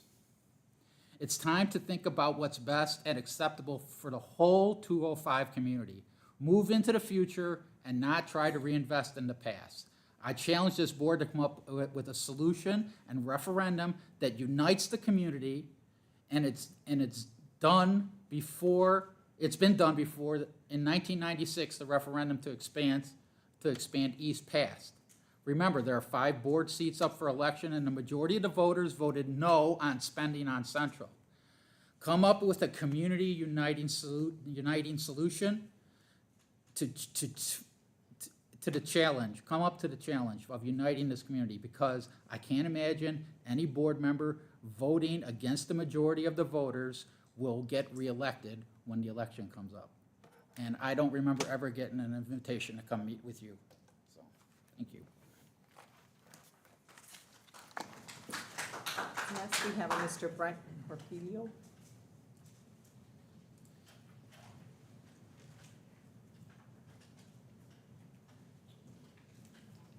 Dr. McBride and board, thank you for letting me speak for 5 minutes. Reality is a big thing to me. Some of the reality checks that I look at right now is this survey that's been talked about for 2 meetings now, had 500 participants. Does everybody realize there's 79,000 people in the district? And 500 people representing 79,000 is kind of crazy to me. I never got the survey. I never filled it out. I'm also a precinct committeeman. When I ran for office, I'm a 3-term committeeman. I knock on doors, I hear what my residents have to say to me. Overwhelmingly, they don't want a tax increase. And I said, well, there could be some benefits to it. They said they don't want it. There's a number of reasons why, and I've stated it before. Their household income is not keeping up with the increases in taxes. And there was a 5% increase in the District 205 property tax bill I received last week. It did go up. You said the rate went down. Well, the rate went down, but the EAV of my house went up, so 5% it went up. People are getting priced out of their houses. That's reality. Have any of you knocked on doors and spoke to families about what this is going to mean to them? Did anybody on the board do that? Show of hands. And how many doors did you knock on? You're forming opinions not based on the voters. That's the most important people are the voters and what they want. Not what you personally want. It's what they want. They elected you. They should be number one on what direction you go. That's very important. There was a 2021 structural assessment done, someone mentioned tonight, of Central. What was done with that assessment report? Would there still have been a ceiling collapse if people listened to the report and read it and spent the money where it should have been spent? Ms. Hayes brought up how much was spent on maintenance at Central. It's a disaster. They should be spending it on maintenance. Now they want to hang some more money they got to have residents pay for stuff that should have been spent on the last 15, 20 years, on a 115-year-old building. When you're spending tens of millions of dollars of taxpayer money, there should be a second opinion. DLA architects should not be used for every single thing that's a conflict of interest to have the same architectural company here for 25, 30 years. You got to get another opinion when you're spending that much money. It's too much of tunnel vision. It's too much. You got to get another opinion. Redistricting was mentioned. I mentioned it last week. Lockport, the south end of Lockport is only 5 miles from Lincoln Way West. 5 miles. That's half the distance it is to the east end of the district. So you can't complain about the cost of transportation and how long it's going to take the kids to school like it takes now to go to the Lincoln Way North.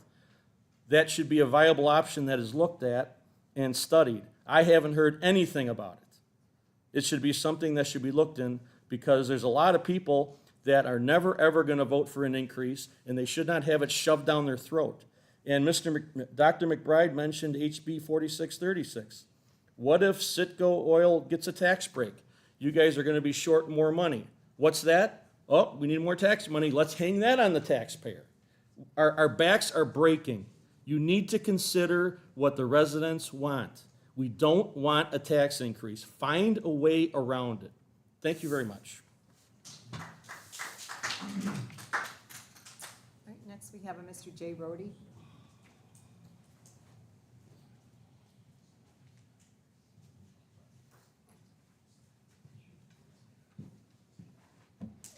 Hi, Board. How are you? I want to say something, and I want to make sure I'm extremely clear about it. $30 million in life safety. Now, I'm going to say it again, so that we're all on the same page. And kids, words have meaning. Don't ever forget that. $30 million in life safety. So you're saying we need $30 million in life safety work at Central. So I've got I've got 3 kids. They've all gone through Central. And Ms. Hayes talked about how much money's been spent on Central.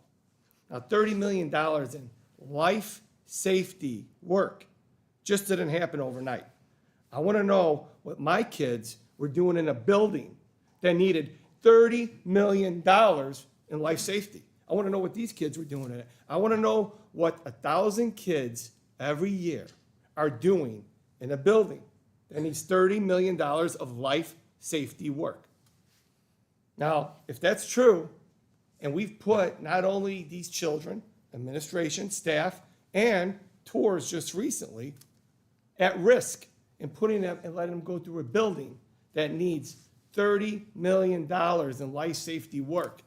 Well, I think that's gross negligence. And I think some of our older board members, and possibly even the superintendent, you should consider your resignations by the end of the night, if that's the truth.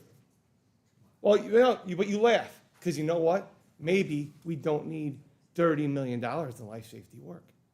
Maybe life safety is the vehicle for you to bypass the voters, because maybe it's not really life safety work. Maybe no one's life was truly in danger. Maybe it's the vehicle we want to use in the loophole to bypass the voters and bypass the voters' say in the referendum they voted down. Because when you do it under life safety, you can do it with so much money without asking the voters. So either A, people's lives are in danger, or B, we're lying. Which still, if that's the case, and that's what we're going to go on, you might still want to think about your resignations by the end of the day. Okay? So it's one or the other. Either we put people's lives in danger, or B, we're using life safety as the vehicle to bypass the voters. It's one of the two. Now, I do want to talk about the idea of redistricting. It's come up, it came up this weekend. I'm copied on emails with people. Bob, you're on the emails, Lance is on the emails, and they brought up redistricting, something that was never brought up before this board before, at any of these meetings. We are overcrowded, and you know what? Although I'm not in favor of Central, we've got to do something for the kids. To keep them under one roof if we could. I know, the green golf course and the camping, you got 107 acres. We could always move those facilities there. But let's say the life cycle study that I suggested last week, we're not gonna do it, obviously, to really see 20 years in paying for renovating Central versus a building. A life cycle study is really the only thing that's gonna tell you what is worth it, okay? If it really pans out. But let's just say we redistrict. I mean, Steve brought it up. Why aren't we even considering redistricting? Imagine the opportunities that students would have. We've got vacant schools that have been built. They're gorgeous, and they're just sitting there. We've got West at half capacity. We've got North, which we're already going to, which is completely open. Why have you guys not even considered talking to Will County Regional about possibly redistricting, getting rid of Central, and then giving our students here more opportunity so they can have more access to gymnasiums for practice? Because you guys are overcrowded on it. Remember, I'm on my third daughter here. I was a band parent. I know the struggles they went through to get practice time, okay? My kid is in competitive dance, okay? Not a lot of opportunities, but just think of all of those students that if they were in a different facility that had this space, we could utilize what's already be in front of us here in the county. You need to consider it. I want to know why. I'm blown away that you guys haven't even talked about it. It's irresponsible. Thank you.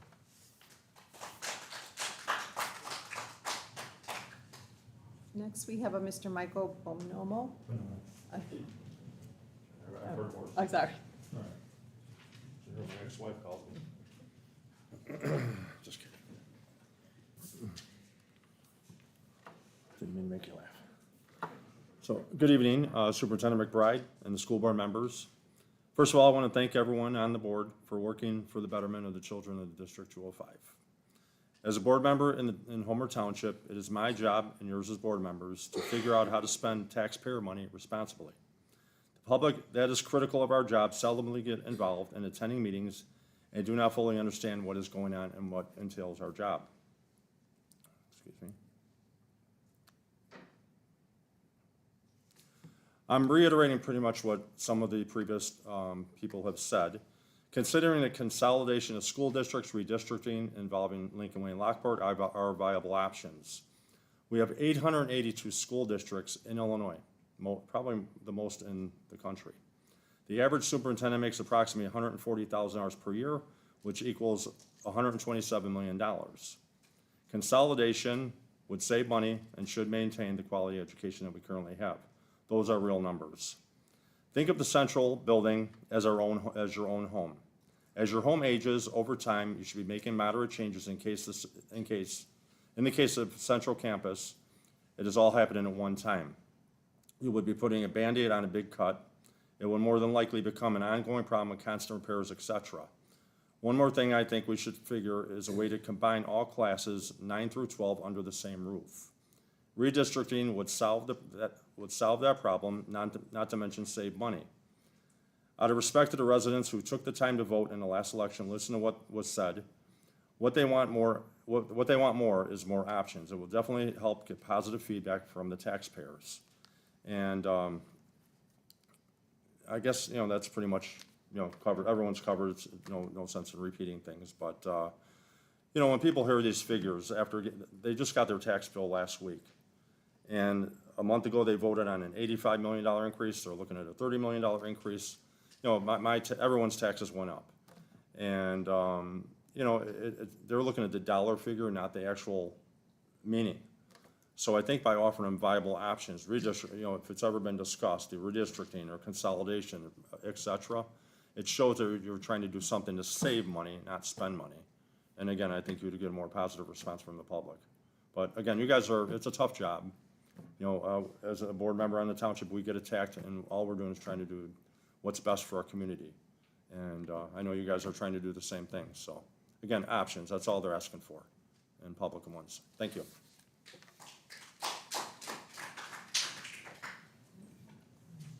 Next, we have a Miss Candace Fritzen.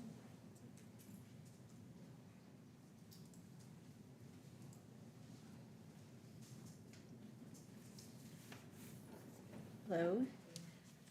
Thank you for letting me address the board today. I am relatively new to the board meeting experience. I've been invited to participate as the advisor on the advisory council that's been happening before the referendum and then since. And so I greatly appreciate that opportunity. I've been learning a lot as we go along. I think ultimately, at the end of the day, I just want to make sure that people understand the immediate need, as in my opinion, as I see it, and I could be wrong, but we currently have kids that are going to another school. As some of the students have mentioned, it's been very taxing and very trying on some of these students, and I can envision I'm part of the staff as well. And so that may or may not be a long-term solution. But I think the issue at hand is what we have before us is how do we get those kids back on to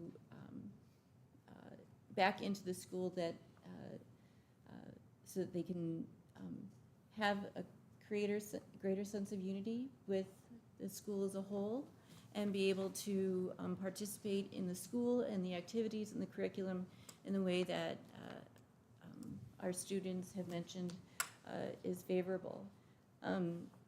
So that is the immediate issue at hand, and how does the board go ahead and do that without having to use an off-site school in a different district?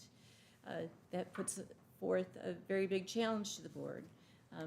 Taxes are always a problem and always a concern for homeowners and property owners. I'm sad to hear about the issue with the oil refineries. And so that will put another constraint and challenge to the board going forward. So I just want to go ahead and, I guess, give you support in the fact that knowing that you don't have an easy decision, that you have a difficult path moving forward. It'll be difficult to make everybody happy, and you'll have to work within the constraints that you've got. I know as part of the advisory council, one of the issues going forward is how to communicate better with the community. So it's nice to hear about what other people have had to say and what they feel that is necessary to get across to the board in this manner. And I think that's just something as the board put their, tried to move forward through their referendum, the efforts that they made, in my opinion, as a 10-plus year resident, that's my understanding, that's the first, or at least my exposure as to something to that great of extent. So I appreciate the efforts that the board has done for that. But now we'll have the opportunity to go ahead and look at the long-term horizon and perhaps take into consideration the things that the community has spoken about and see how maybe some of those can't be put into that plan going forward, or at least is discussed and maybe flushed out a little bit more, and to help develop that trust back to the community. But I just want to say thank you very much for the time and the efforts that you've been putting forth, and I look forward to hopefully getting the students back into a school environment that they feel that they can actually flourish and learn and have a sense of community. Thank you.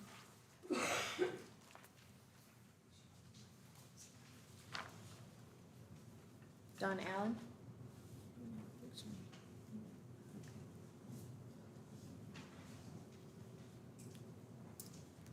All right, those are all our public comments.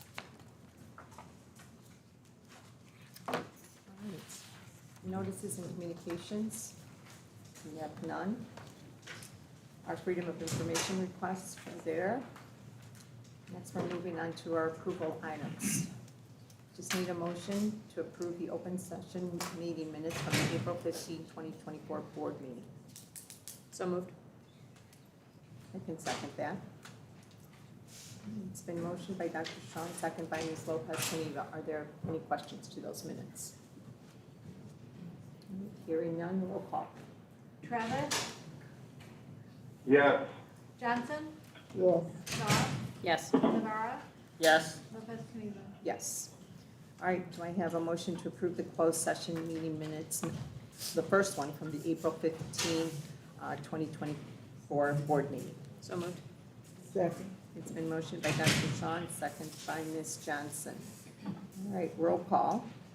Shaw, Yes. Navarro, Yes. Johnson, Yes.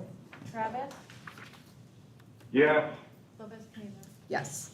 All right, do I have a motion to approve the closed session meeting minutes, the second one from the April 15, 2024 board meeting?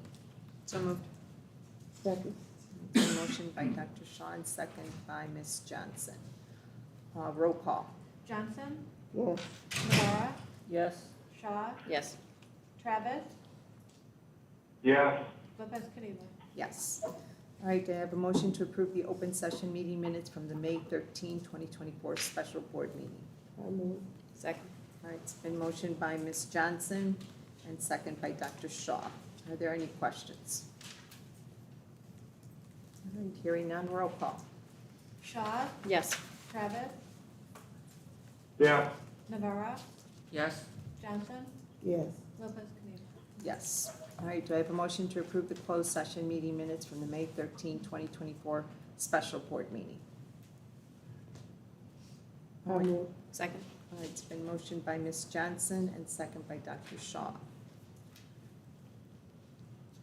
Roll call.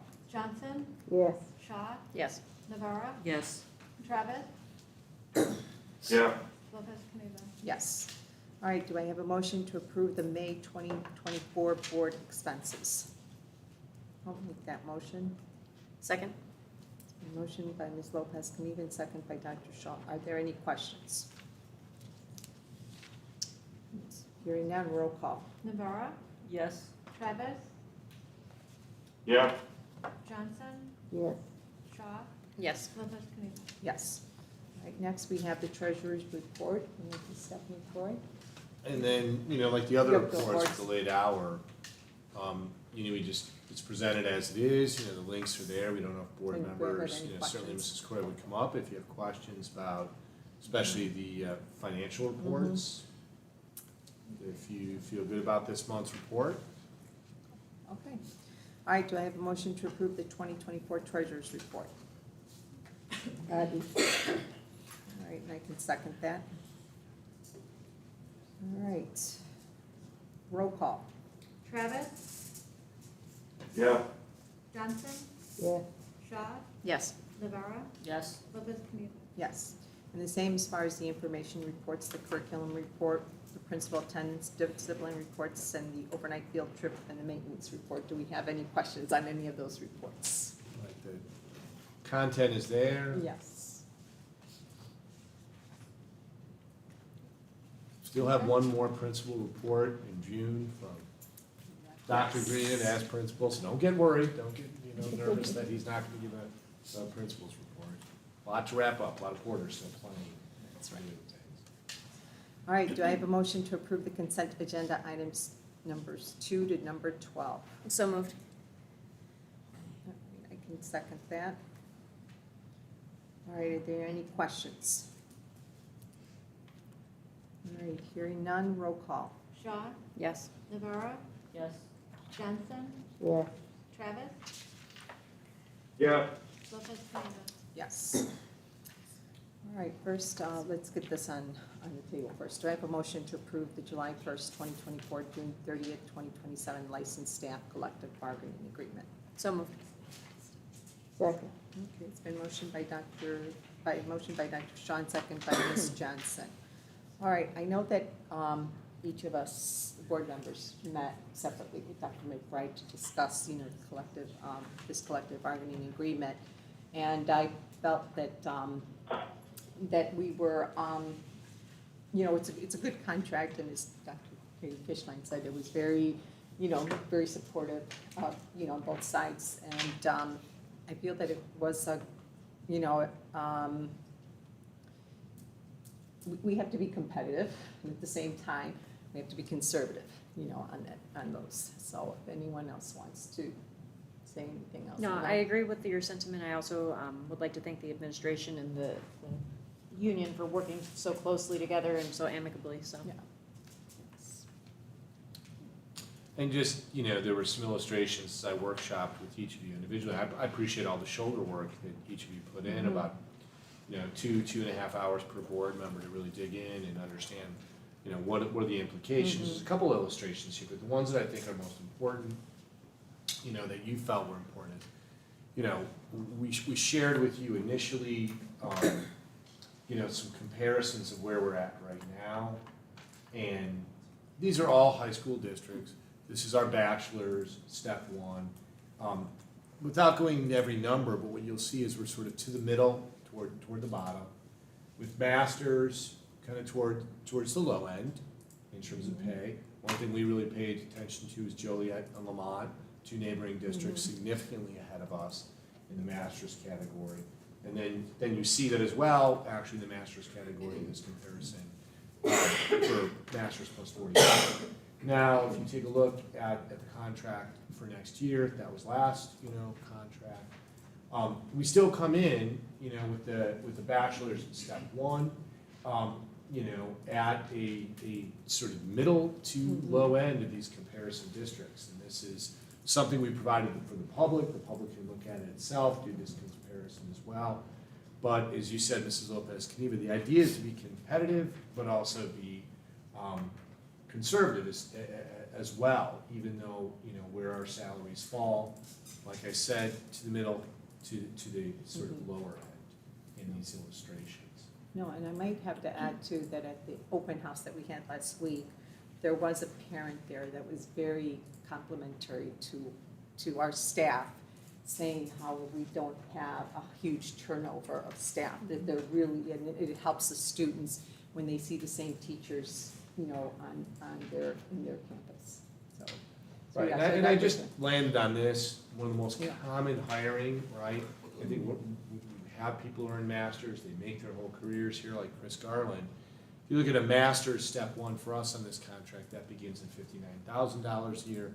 Lincoln Way concluded a agreement, $58,000, and then our partners in Joliet Township, Lamont, two neighboring districts, significantly higher, really, than both of us, right? I just think that's a comparison because those are two, in terms of labor, competitive school districts, with us where people are looking, for their careers. Final thing that we shared, what is it with the public? I think this line item spending over time, many of you found this compelling. The gray lines, the shadow lines, are all of our comparison districts and their increases in staff. So you can see most of our comparison districts over the same period of time have significantly increased the number of licensed personnel working with students. Below, so we're really at the low end. And then below is the percent that we're spending with operating expenses, as we've done some modest increases in staff. You can see there's some districts spending a lot more than us, some spending less. But we've actually kept it steady over time. Even when we've added staff, our percent of spending of operating expenses continues to be the same. So that's one way that we've mentioned to you that we try to take these salaries, manage it, keep it steady over time, despite the fact that when we're adding new staff or replacing staff. Sorry, I just want to draw those two illustrations. Okay, all right, it's been already motioned and second, we'll just have a roll call. Shaw, Yes. Travis, Michael? Oh, he's gone, isn't he? Yes. Yes. Navarro. Yes. Yes. Johnson, Yeah. Lopez Caniva. Yes. All right, do I have a motion to approve the bus driver salary schedule for the 2024-2025 fiscal year? So moved. All right, I'll second that. Are there any questions? Okay. Roll call. Navarro, Yes. Johnson, Yes. Travis, Yes. Shaw, Yes. Lopez Caniva. Yes. All right, do I have a motion to approve the ceiling replacement structural improvement project? So moved. Second. All right, it's been motioned by Dr. Shaw and seconded by Ms. Johnson. Are there any questions? All right, hearing none, roll call. Travis, Yes. Johnson, Yeah. Shaw, Yes. Navarro, Yes. Lopez Caniva. Yes.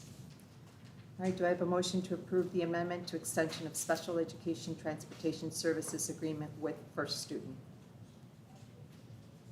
I'll make that motion. Second.